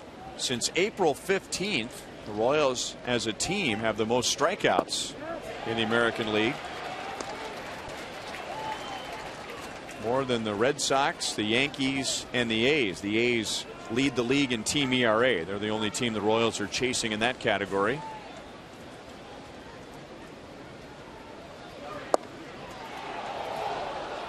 One ball, 2 strikes. Good to see Luke Hochhaver sitting with the teammates in the dugout.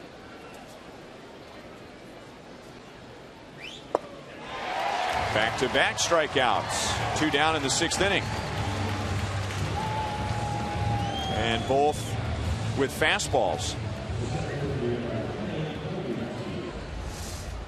Yeah, good to see Jeremy using his fastball. Like I said, he's located at fastball for the most part very well tonight. I like his ability to control all quadrants of the strike zone with that fastball. One thing he does really well.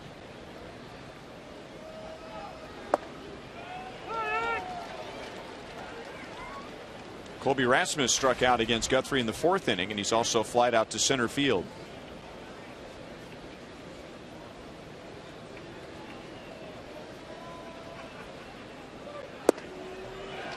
Oh, and 2, and all of a sudden Guthrie is a strike machine.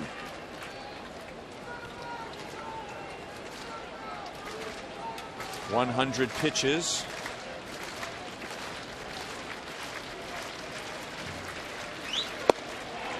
Little bit outside. It's a 94. He's reaching back on his 101st pitch. Ooh.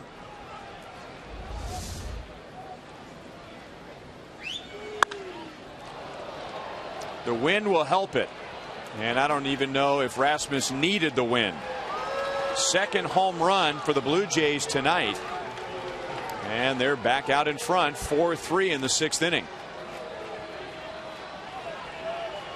Boy, you got to really credit Rasmus for that. I mean, it was out over the plate, but it was a breaking ball down. You have an uppercut swing on a ball like that, and you're going to get some action on it, some backspin. That's the nitro zone. And he's been throwing that breaking ball down and away to a lot of lefties. This one goes down and in, right, like you say, in that hot zone.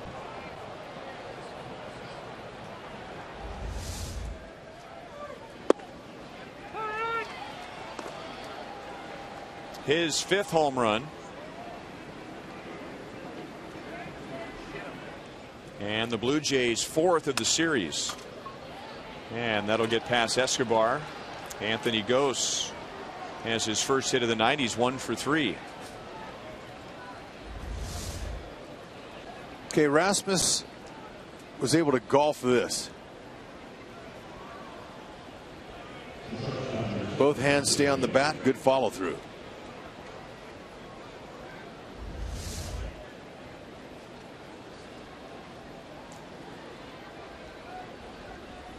Jose Reyes. And that's a little high, ball 1. 0 for 3 so far tonight. 2 flyouts and a ground out.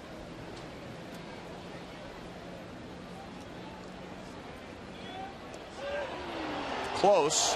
Bob Davidson says that Rasmus, or rather Ghost, got back in time.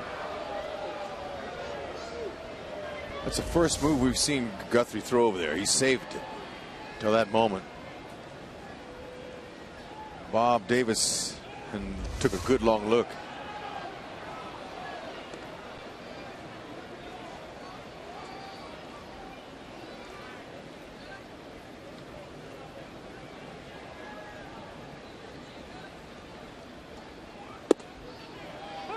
One and one. Spent some time tonight talking about Mark Burley's pace and just how fast he is in between pitches. Guthrie is not a slow worker. No, Jeremy's worked very quick. We know he likes to control that running game. Here he's maybe going to get credited with an error.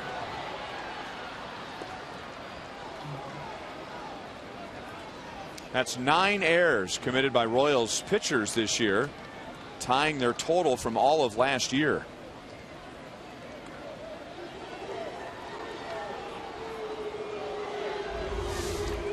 And their first error of this series. Yeah, sorry, Hud. There's no question that there's 3 guys on their staff that love their pickoff moves, and they throw over there a lot. And so far this year they haven't been on the mark.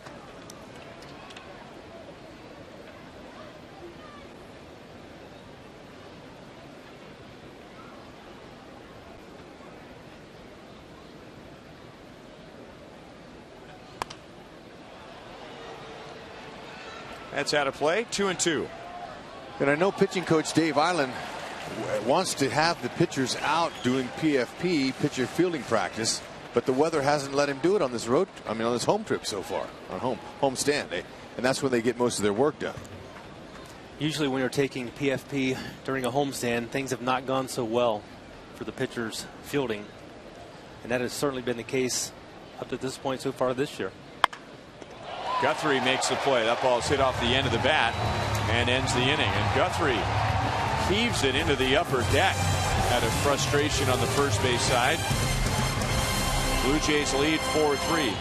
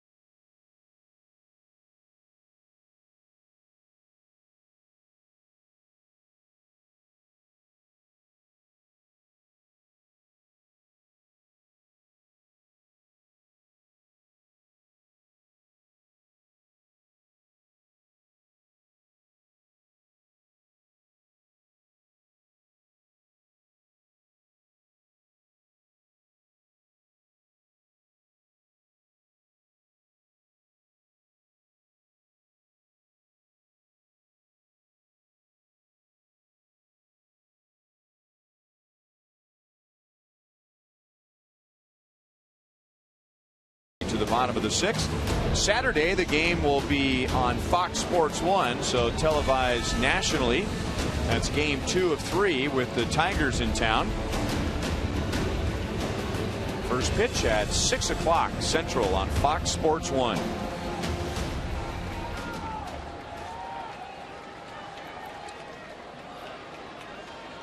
This is the 3rd time tonight that Mark Buehrle's had a 1-run lead. He had a 1-0 lead in the 2nd inning, a 3-2 lead in the 4th, and now a 4-3 lead in the 6th. Our Sonic Slam inning contestant is Brett Mayakawa from Overland Park.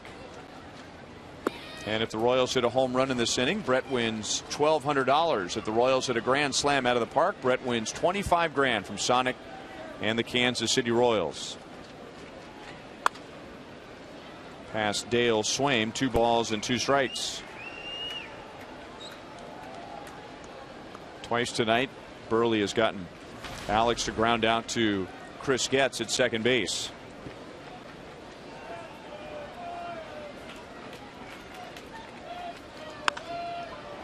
Fair over the bag. Back come the Royals. And Alex dives in with a leadoff double.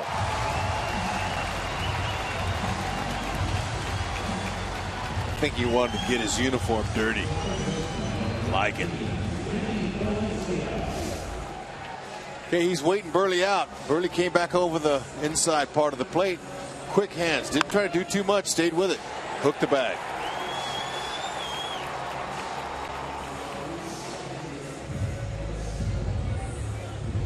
Alex taking nothing for granted. Yeah. Playing hard. Nobody out. See if they can manufacture one, tie it up. Or maybe Valencia takes one for a drink. Gordo Nation. Gordo's night tonight. Center field. Rasmus trying to get behind it. Alex is going to tag, and he's going to go. The throw comes in on a bounce. And Buehrle, the Gold Glove pitcher, in the right spot as the ball got past Laurie. So it's a productive out. Valencia gets Gordon to third with 1 down. Yeah, Rasmus did the right thing. You watch him backpedaling up in the upper left of your screen. He's trying to get in back of the ball. He lets a nice ball go. He's got a good arm. Short hop Laurie wouldn't have got him. Buehrle, right where he should be, backing up third. That's right. Work on that all the time. Got to be there. A lot of pitchers hang their heads. They just gave up a hit. Chance to maybe something happen. Don't back up the base and ends up costing you a run, but not Buehrle. And now the infield comes in for Maxwell. And Maxwell been swinging at those pitches of 2 or 3 inches off the plate on the outer half. Buehrle's going to stay right there.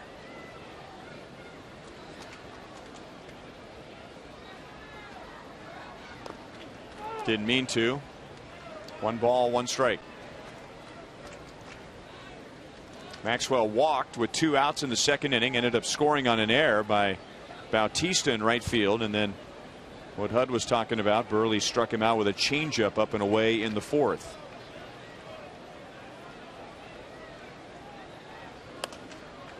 Got in on him, and it's 1-2.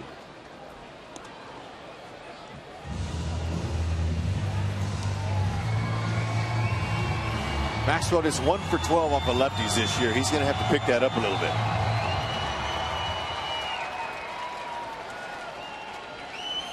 Ned giving him an opportunity to start against the lefties. He went.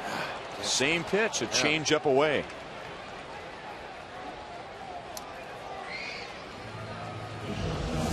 He's a little over anxious.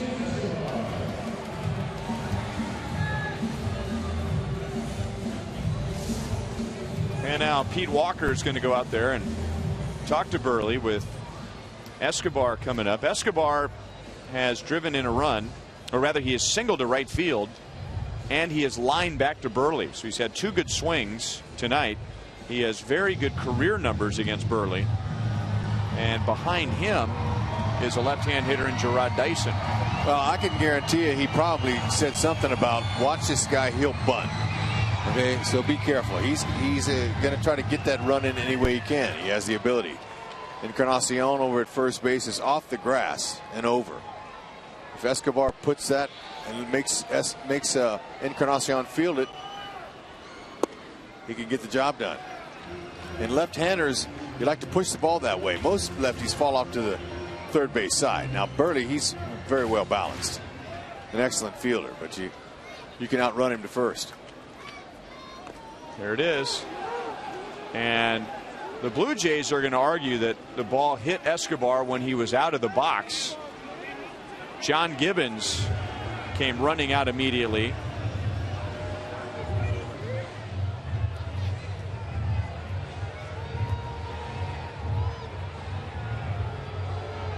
Tell you, if the ball he makes contact with you and you're out of the box, you're out. But if you stay in the box, you get another chance to hack. And Gibby don't want that. He's saying, hey, he's saying, He had the right idea. You just got to execute it there. See, his left foot is still in the box when it hit him.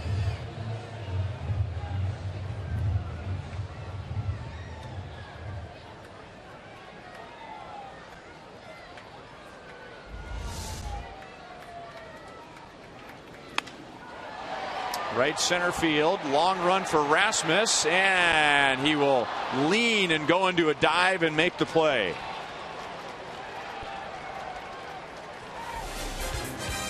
So that saved a run, and at the end of 6, Toronto still leads 4-3.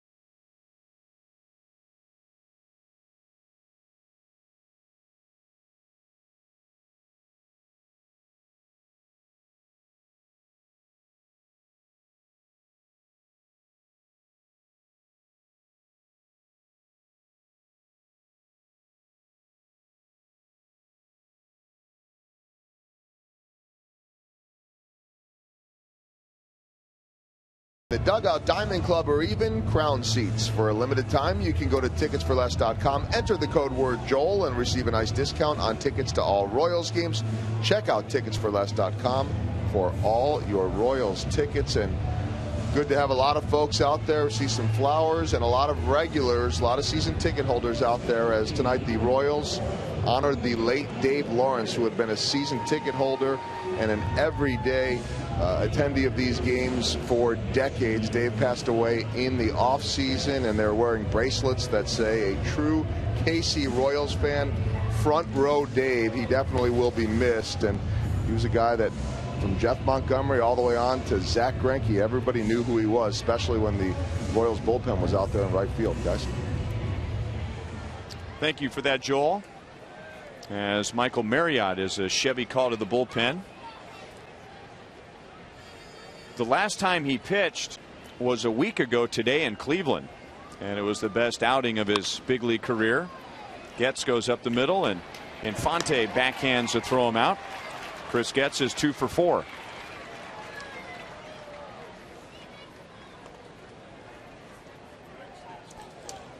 Come celebrate your 2013 Rawlings Gold Glove winners this Saturday when the Royals face off against the Tigers. Be one of the first 10,000 fans to receive a special edition t-shirt highlighting Gold Glove winners Alex Gordon, Eric Hosmer, and Salvador Perez, courtesy of Papa John's.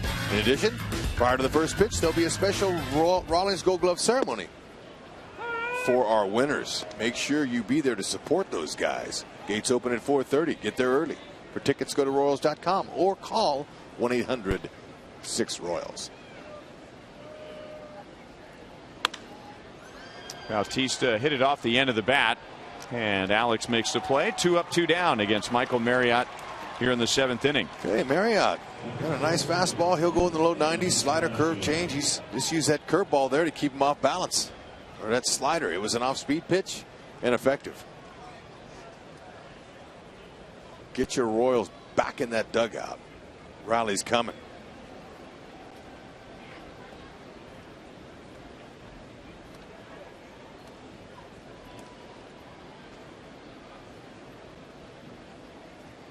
Royals already have the series, but in this game, you're greedy. You want more. In baseball, go ahead and do what you can. Try to put the pressure, keep the pressure on the Blue Jays. DYSON will be coming up next inning. Need him to get on base.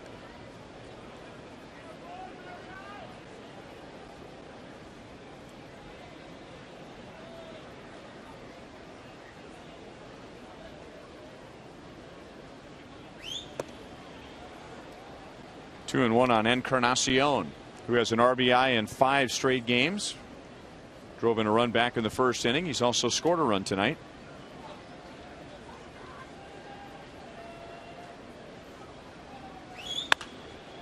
Hit hard and hit foul. I'll tell you, Marriott, he's happy to get the ball right now. He knows there'll be a few roster moves coming here in the near future, and he wants to continue to impress.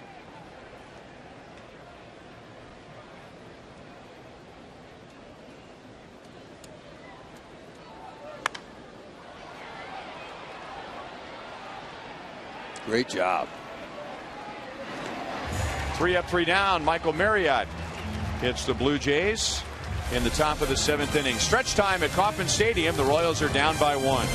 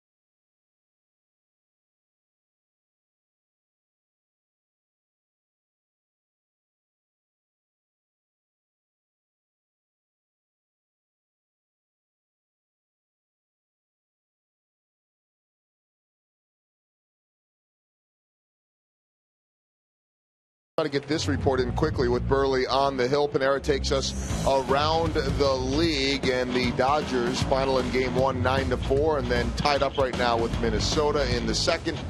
Tampa Bay in their first game beats Boston 2-1. David DeJesus leading the way, and you see the action in the second, and it took all of about 20 seconds for Burley to get no play there, so he's going to have to show We'll throw at least another pitch there, and we will show you this, our Mazda game break.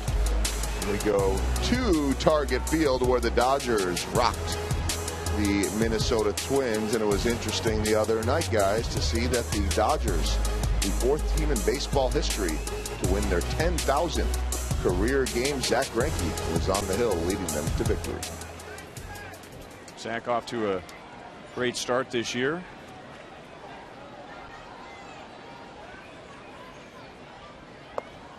Tell you, not being able to catch that fly ball, that could be key here. Dyson knock another shot to get on base, get something going.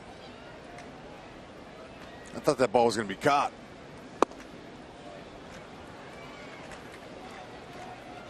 Bautista in right field, he's not as shallow as the center fielder Rasmus and the left fielder. He's respecting Dyson's pop that way. He hit one earlier deep to him. And now a long run for Ghost, but he'll catch up to it. And Dyson is 0 for 3, although he's hit the ball hard all 3 times. He could easily be 3 for 3 against Burley. And Burley has yet to throw 90 pitches yet tonight.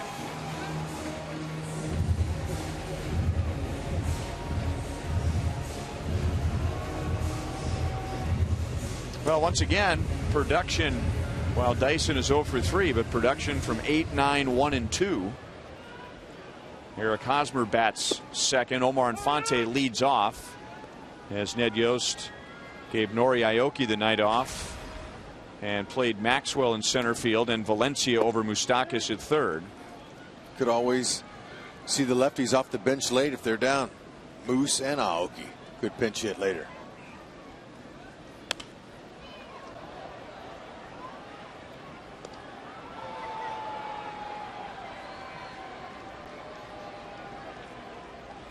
Two singles, a walk, and 2 runs scored.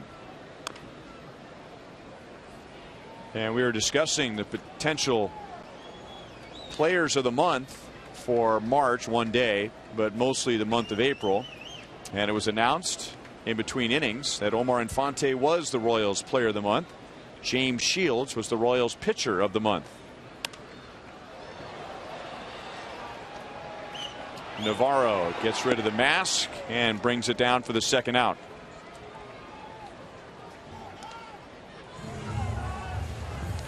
Well, coming up on May 18th, one of our favorite days at Kauffman Stadium, our annual tribute to the Negro Leagues. And this year we've added a new element called Dress to the Nines. Help honor the tradition of attending Negro League games dressed in your Sunday best by donning some nice attire to the ballpark, and will complete your outfit as the first 10,000 fans will receive a Monarchs fedora. Again, that is May the 18th. So Burley goes 6 2/3 innings, and with Eric Hosmer coming up, John Gibbons with a Chevy call to the bullpen. Royals down by 1 in the bottom of the 7th.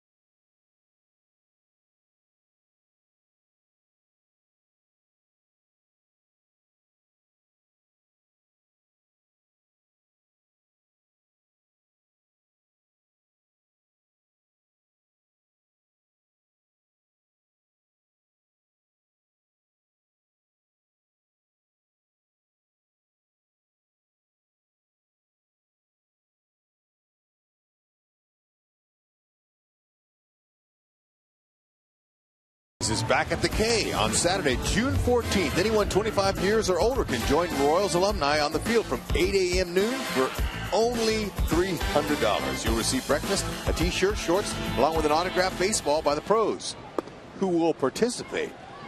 Dina Blevins would appreciate it if you'd call 816-504-4150 to sign up today. This is Aaron Loop on to face Eric Hosmer, and you can tell by his motion that he's going to be a handful for a left-hand batter.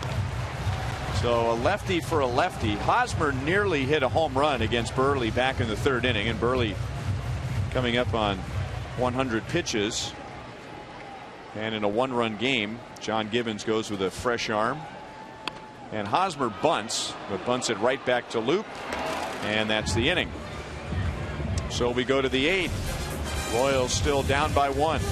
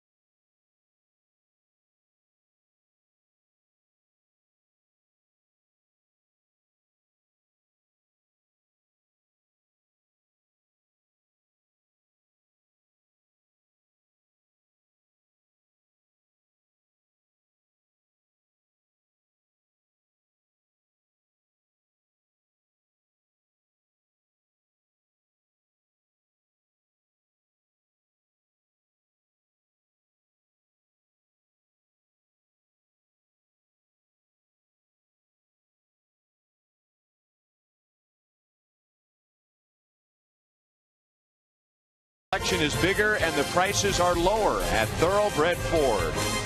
By Steel, find a helpful servicing Steel dealer near you. Visit steeldealers.com. And by Academy Sports, right stuff, low price every day.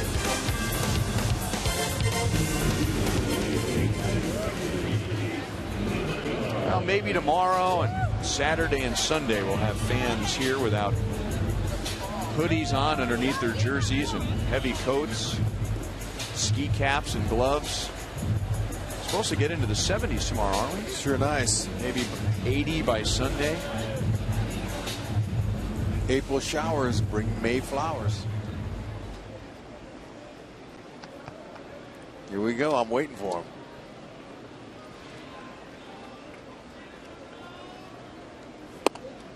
Michael Marriott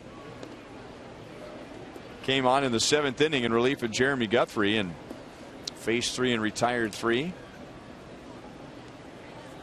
His last appearance was a week ago today. 4 strikeouts over 3 2/3 scoreless innings and really saved the Royals bullpen.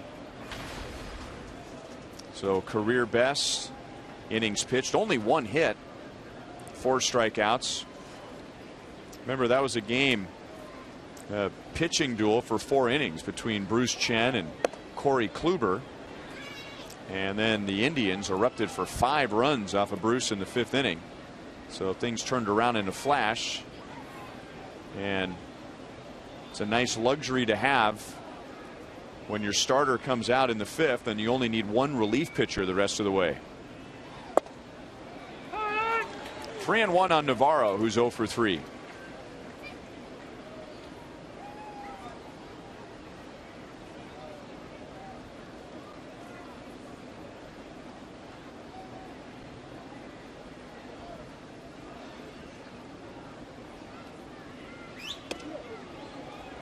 And a leadoff walk.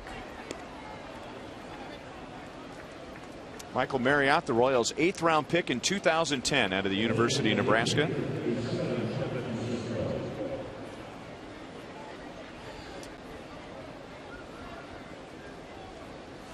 Don't forget, MLB.TV Premium, the #1 live streaming sports service, is celebrating 12 years. Join the millions of subscribers. Watch every out-of-market game live in true HD on over 400 devices. Royals.com for details. And now ball 1 to Juan Francisco. And Sal's going to jog out there to talk to Michael Marriott. Born in California and went to high school in Texas. And it's an interesting story how he got to the University of Nebraska. He had been recruited by Dallas Baptist, and their coach was Eric Newman. Newman got the pitching coach job at the University of Nebraska, and this was a few years after Alex was there. Nebraska had a pitcher that they had signed to a letter of intent. There's a base hit into center field, and the Blue Jays will have 2 on with nobody out. And this pitcher signed late. This was before the new rules. Now there's a deadline. Once you pass a certain deadline, the player can't sign. Well, back then, this player signed late, and all of a sudden, Eric Newman, new pitching coach, is 1 pitcher short. And he remembered Michael Marriott. So he went back to Texas to watch him pitch again, and offered him a scholarship 1 month before the school year, and actually faxed him a scholarship offer while Michael was on vacation with his family in Hawaii. Wow. So how about that? That's a pretty good vacation. Got your flip-flops on, drink some coconut water, and sign up for a scholarship at the University of Nebraska. Not a bad trip. That's beautiful. He's in a little jam here. Royals had a little meeting out there. Want to know if Laurie might bunt.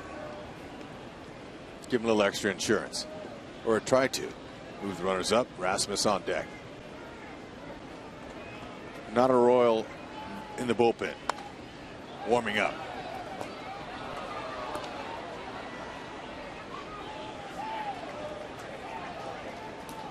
Brett Laurie is 1 for 3 with a 4th inning single tonight.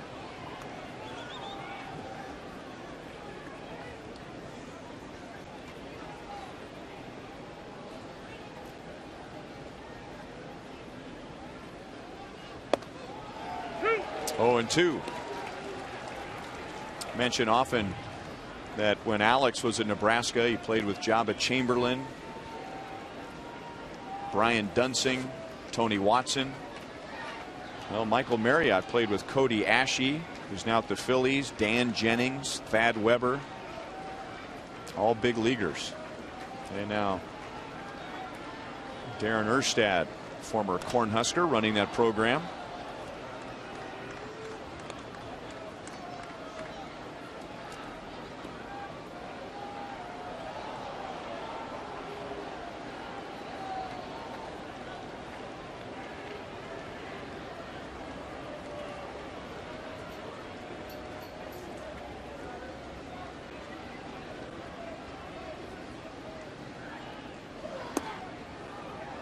One ball, 2 strikes.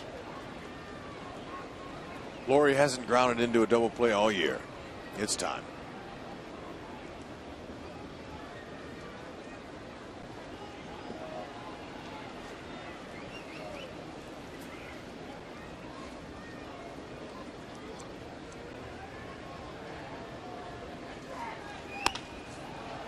There's the ground ball, and the throw goes to third.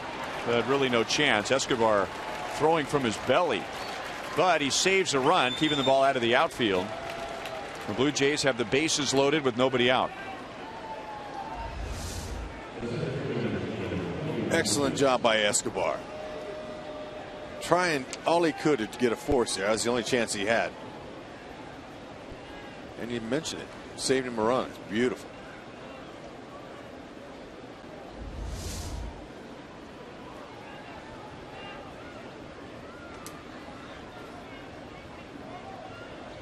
And it brings up Colby Rasmus, who hit a home run his last time up. and is 1 for 3 tonight.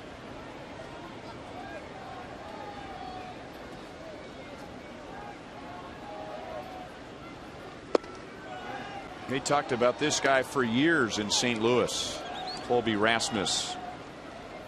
First round pick in 05, minor league player of the year in 06. Never quite had the career there or big seasons that they had anticipated. Not just a big prospect with them, but regarded as one of the best prospects in the game for a while. Yeah, him and then manager Hall of Famer Tony La Russa didn't really get along too well, and that's too bad. But he's talented enough to find a regular playing job with the Blue Jays. He's got 3 slams in his career. 3-0. Marriott's, it's like he's losing a little bit here. Lewis Coleman now up in the pit.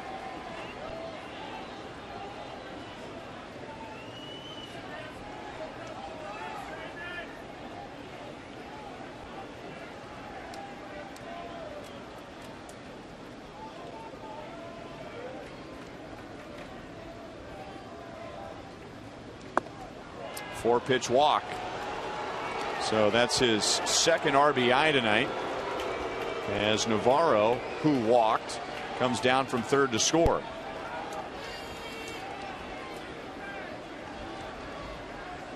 It is now 5-3 Toronto.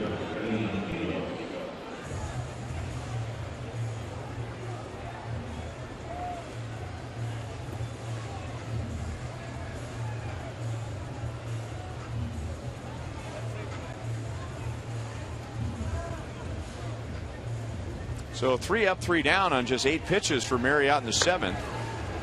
And in this inning, a walk, a single, an infield single, and another walk. And before this game goes out the window, Ned Yost is going to point to Lewis Coleman. And Coleman going to try and get the Royals out of a bases loaded, nobody out. 8 runs have scored tonight between the Blue Jays and the Royals. And 4 have been the result of a walk turning into a run.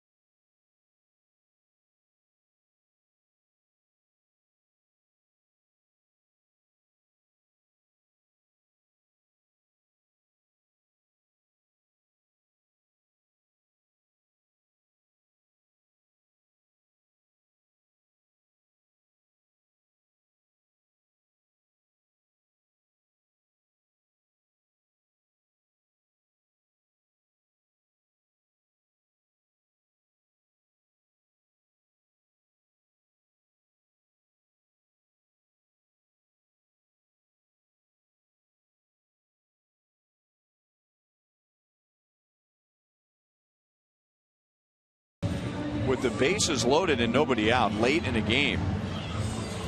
2 appearances ago for him on Saturday night in Baltimore, it was the bottom of the 10th inning. And with the bases loaded, nobody out, he struck out the Orioles' Nelson Cruz. And then Nick Markakis slashed one up the left field line that hit the paint and won the game.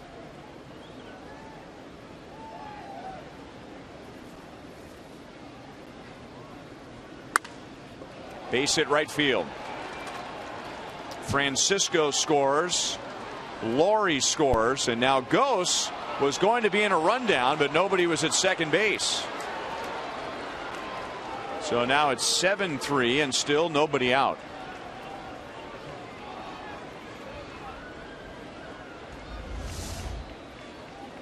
He's going to get a double out of this. He was ready to hack.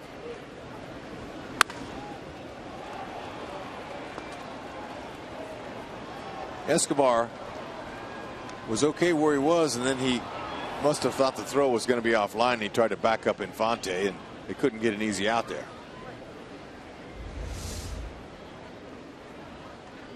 Infield in now for Reyes. Infante backhands, and now no play on Reyes, but they have Gose in a rundown, and Infante tags him out, so that'll go 4 unassisted.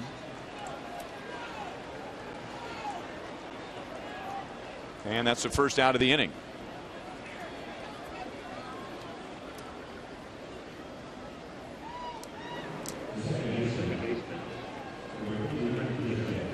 Okay, a little bit of confusion there for the Blue Jays with their runners at second and third.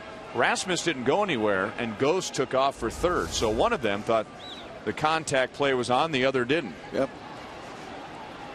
So the fact that Gose made a little mental mistake there kept Escobar, or excuse me, Infante from making an error.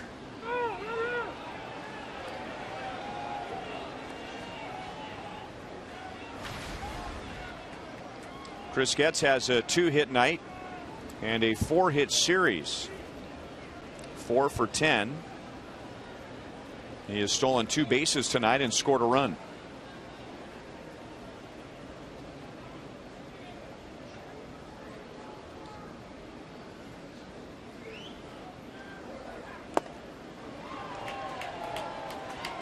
Oh, and 2.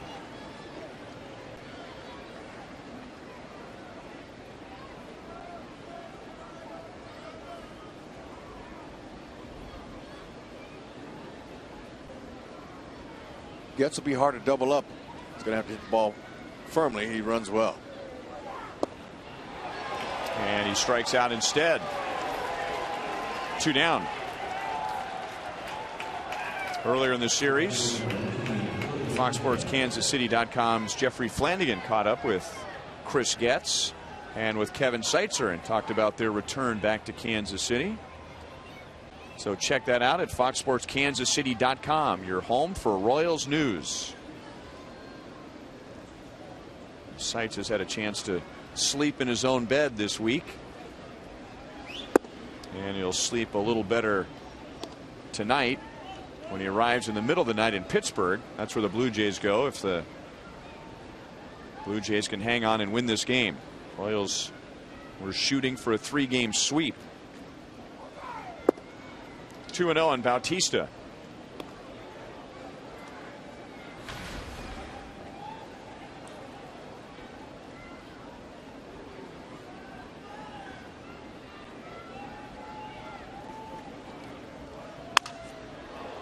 Off the end of the bat.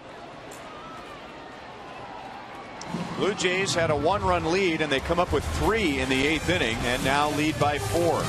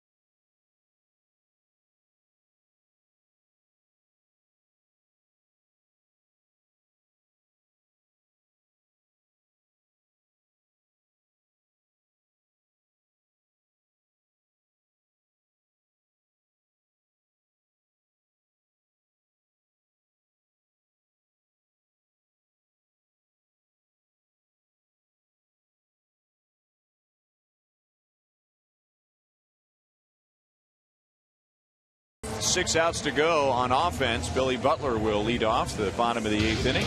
Your Kansas City Honda dealers bring you the MTP of the game, the most trusted player, brought to you by the most trusted brand, Honda. Billy Butler, good to see him get a couple knocks. One extra base hit right here. Nice gapper. Looks like he's coming back. They got to have him.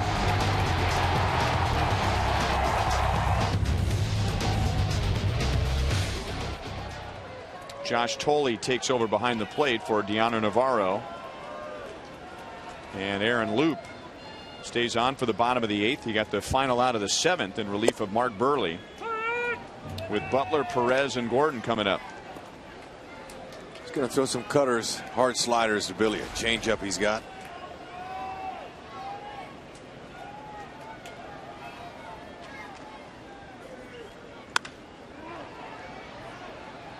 Reyes fields and throws him out.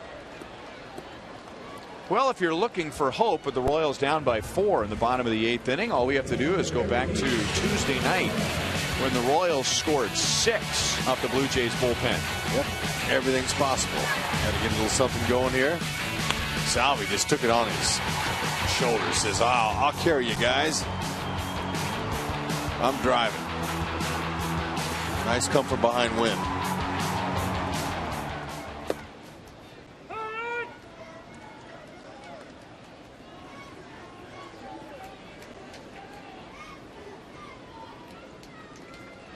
Sal 0 for 3 so far tonight.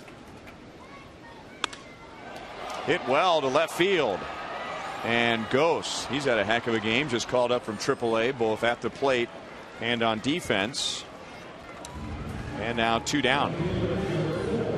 And it wasn't just Tuesday night. Blue Jays bullpen has really struggled lately. In their previous 7 games, in 23 2/3 innings, 24 runs, 5 home runs, and an ERA of almost 9. Yeah, they've been wearing down early.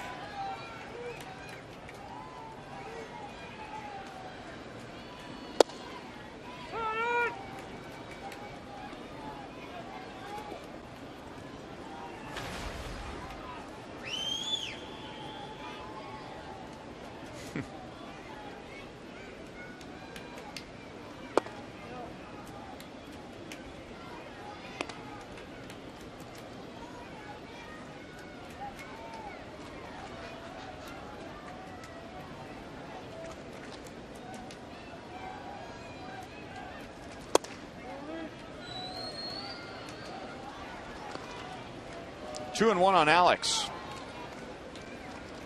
His double tonight gives him 11. That ties him for the league lead. Remember a couple of years ago he had 51 doubles, and he hits it off of Loop, who throws over to first in time to end the inning.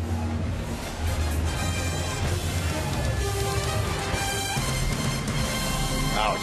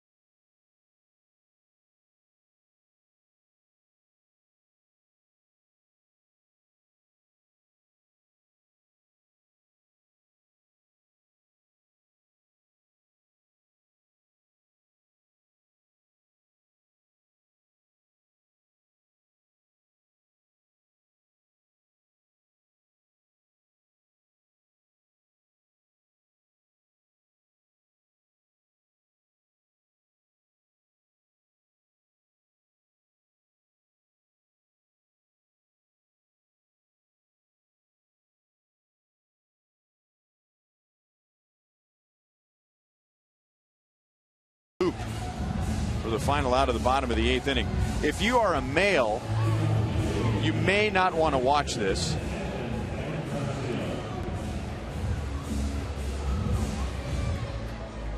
I think it hit him high off his left quadricep. I hope so. And as the old school saying goes, you know, if you get hit by a pitch or a line drive, that you don't want to rub it afterwards. And there's more than one reason why he didn't want to do that. Yikes.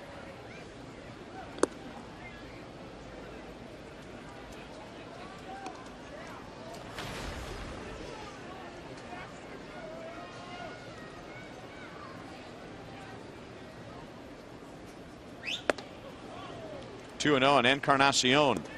1 for 3 with a run scored and an RBI. 16 RBIs for Encarnacion this year, and at least 1 in 5 straight games.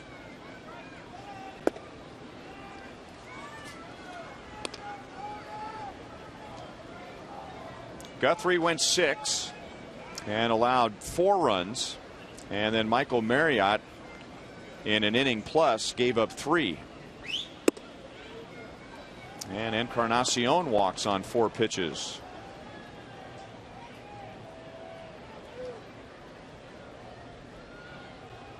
It is a 5-walk night for the Royals pitching staff tonight.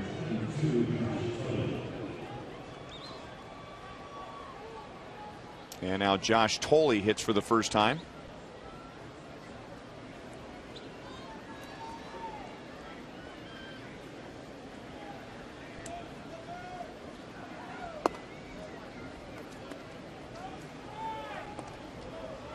Thole batted in the 9th inning last night. Different situation. The Royals led 4-2, and he faced Greg Holland and grounded out to short.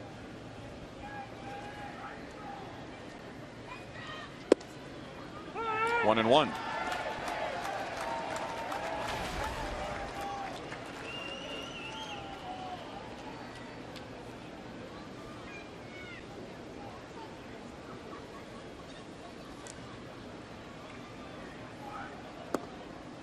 Thole came over from the Mets organization 2 off seasons ago, and while with the Mets, he was the personal catcher for the knuckleballer R.A. Dickey, who won the National League Cy Young in 2012. And when the Blue Jays acquired him, well, you need a specialty catcher for the knuckleballer, so they acquired his personal catcher.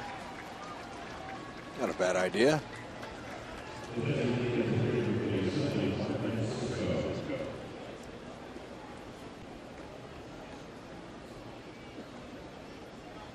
Royals did not see R.A. Dickey during this series. He's 2-3 in his first 6 starts.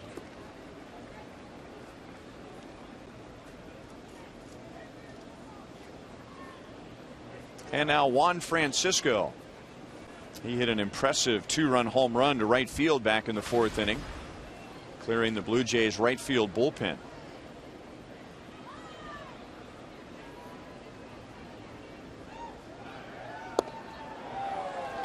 Oh and 1.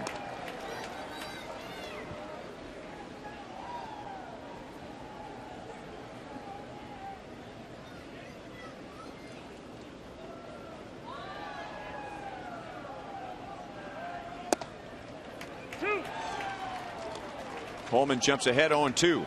Coleman came on with the bases loaded, nobody out last inning.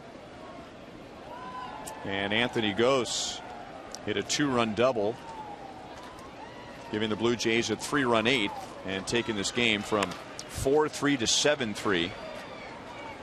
Blue Jays also scored 7 runs in game 1, but the Royals scored 10. And the Royals won last night 4-2.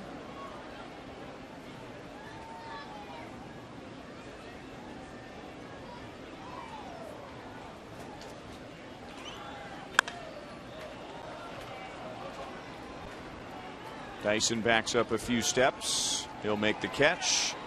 Encarnacion heads to third, and he's in there with 2 down. It was really a back and forth game until the Blue Jays got 3 in the 8th inning. Toronto got 1 in the first. Royals got 1 in the second to tie, 1 in the third to take the lead. Blue Jays scored 2 in the fourth to retake the lead. Royals tied it in the fifth. Blue Jays regained the lead in the sixth, and then began to run away with 3 runs in the eighth.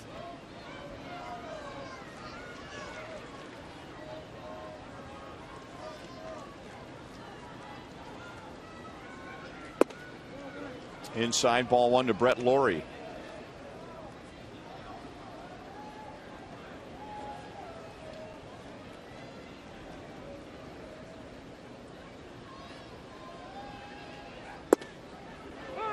One and one.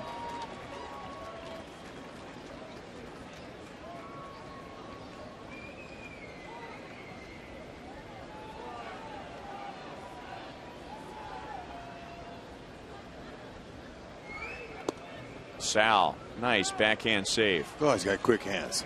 Man, it's amazing how many of those he fields cleanly. Yeah. Picks it. You gotta have great judgment.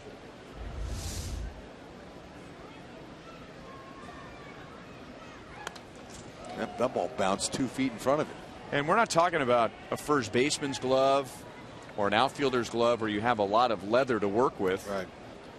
I mean, the catcher's glove is big, but the outer edge of it is padding. It's not really going to help you out much. So many times when he goes with that backhand swipe, he picks it cleanly. Now 3-2 on Lawrie.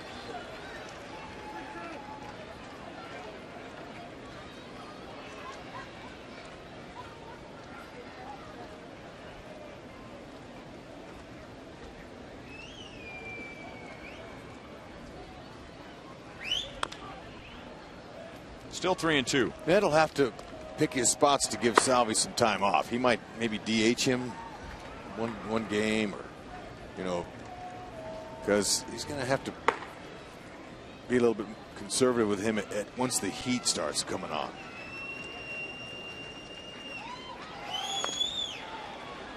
Having a long at bat.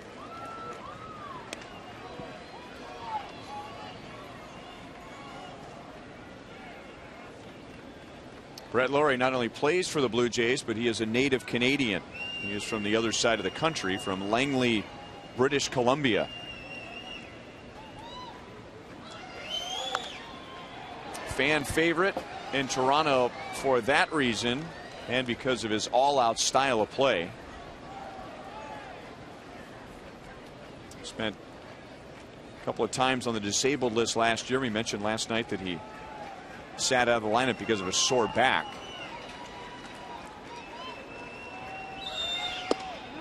Did he go? No. And do you remember last year, maybe 2 years ago, Brett Lawrie went all out for that foul ball in the camera bay at Yankee Stadium, went right over the railing down under the concrete. Yeah. He's energetic. Reminded me a little bit of a replay of a guy in St. Louis who went diving across the left field line and head first into the side wall back in the 80s. I remember it was what was his name? It was in the 90s. Was it in the 90s? Yeah. Oh, okay.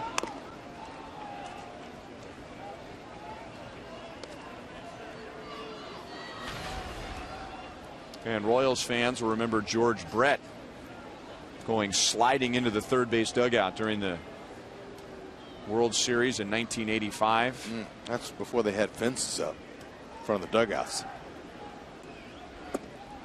0-2 on Rasmus, who has driven in 2 tonight.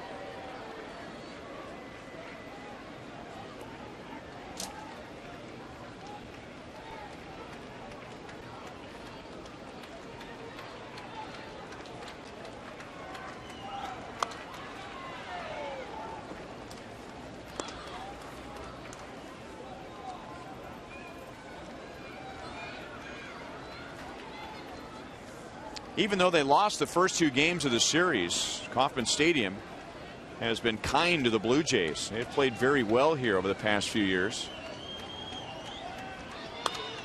They had won 6 of 7 and 11 out of 16 overall against the Royals. This had been a tough team for KC for whatever reason. But the Royals in this series won the first 2 games. And the Royals will be in Toronto at the end of May. They'll be there for a 4-game series.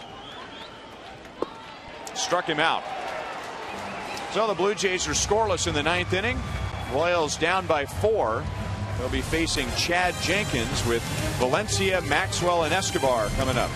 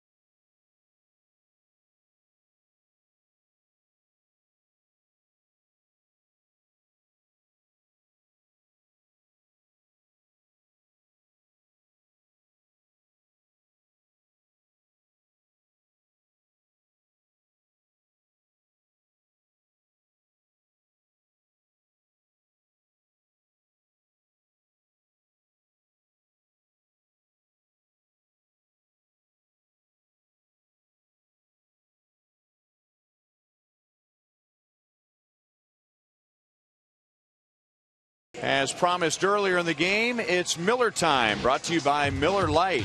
And James Shields will pitch game 1 tomorrow as the Tigers are in town for a 3-game series. Rick Porcello starts for Detroit. Tomorrow is the first Buck Night and summer fireworks of the year. 7:10 first pitch. If you're not able to come out here in person, Hy-Vee Royals Live begins at 6:30. Aaron Loup has just become my favorite player on the Toronto Blue Jays. He's finishing it off. And if he can get through this inning, he would get a save, which would be the 3rd of his career, and his first was against the Royals. It was a 3-inning save last year. Valencia, Maxwell, and Escobar.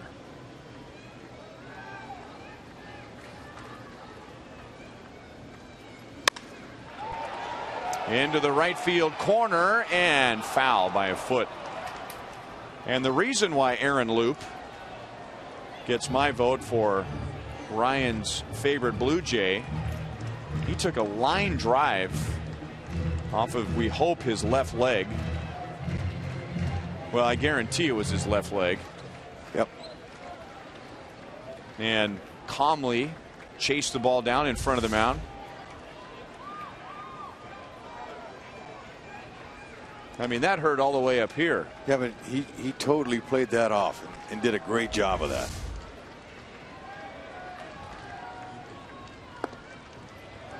One and 2 on Valencia. 0 for 3 so far tonight.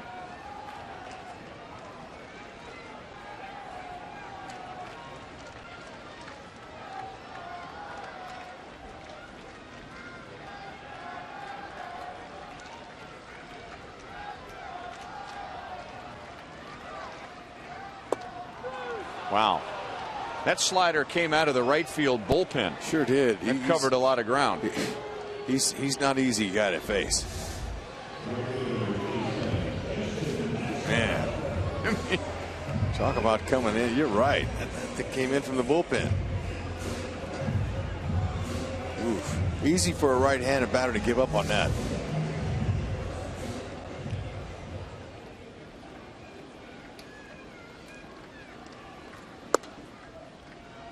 Ball 1 to Maxwell.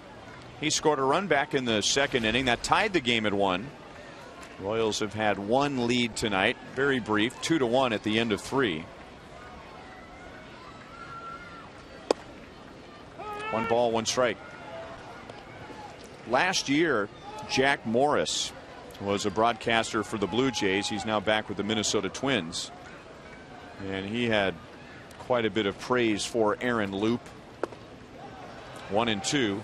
We hadn't seen Aaron Loup, so trying to get acquainted with pitchers and players we had very little information about. And I had written down Jack Morris saying that Aaron Loup has ice water in his veins.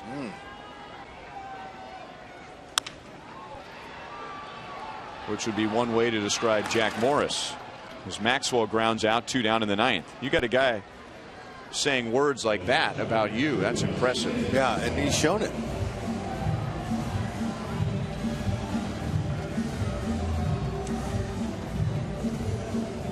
It's not very often you see a guy getting a save pitching 3 innings, but it happens.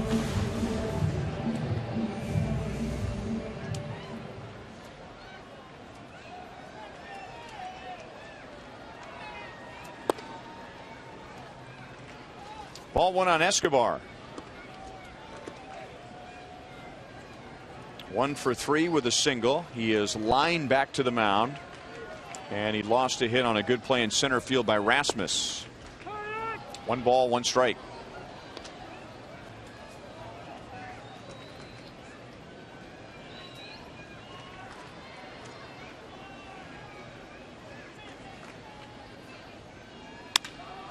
And hits it to center field again. Escobar continues to have good swings, but he can't get it past Rasmus. And the game ends with the Blue Jays taking the final game of the series 7-3. But the Royals win the series. They have played 4 series at home and have taken 2 out of 3 in each of those, and are still 8-4 at Kauffman Stadium, with the Detroit Tigers coming to town for a 3-game series beginning tomorrow night. So we say goodbye to the Blue Jays, all the former Royals, John Gibbons, Kevin Seitzer, Melky Cabrera, Chris Getz. Boulevard Royals Live with Joel and Monty is coming up next. Mark Burley is the winning pitcher. Jeremy Guthrie takes the loss. We'll wrap things up before sending it out to rivals right after this.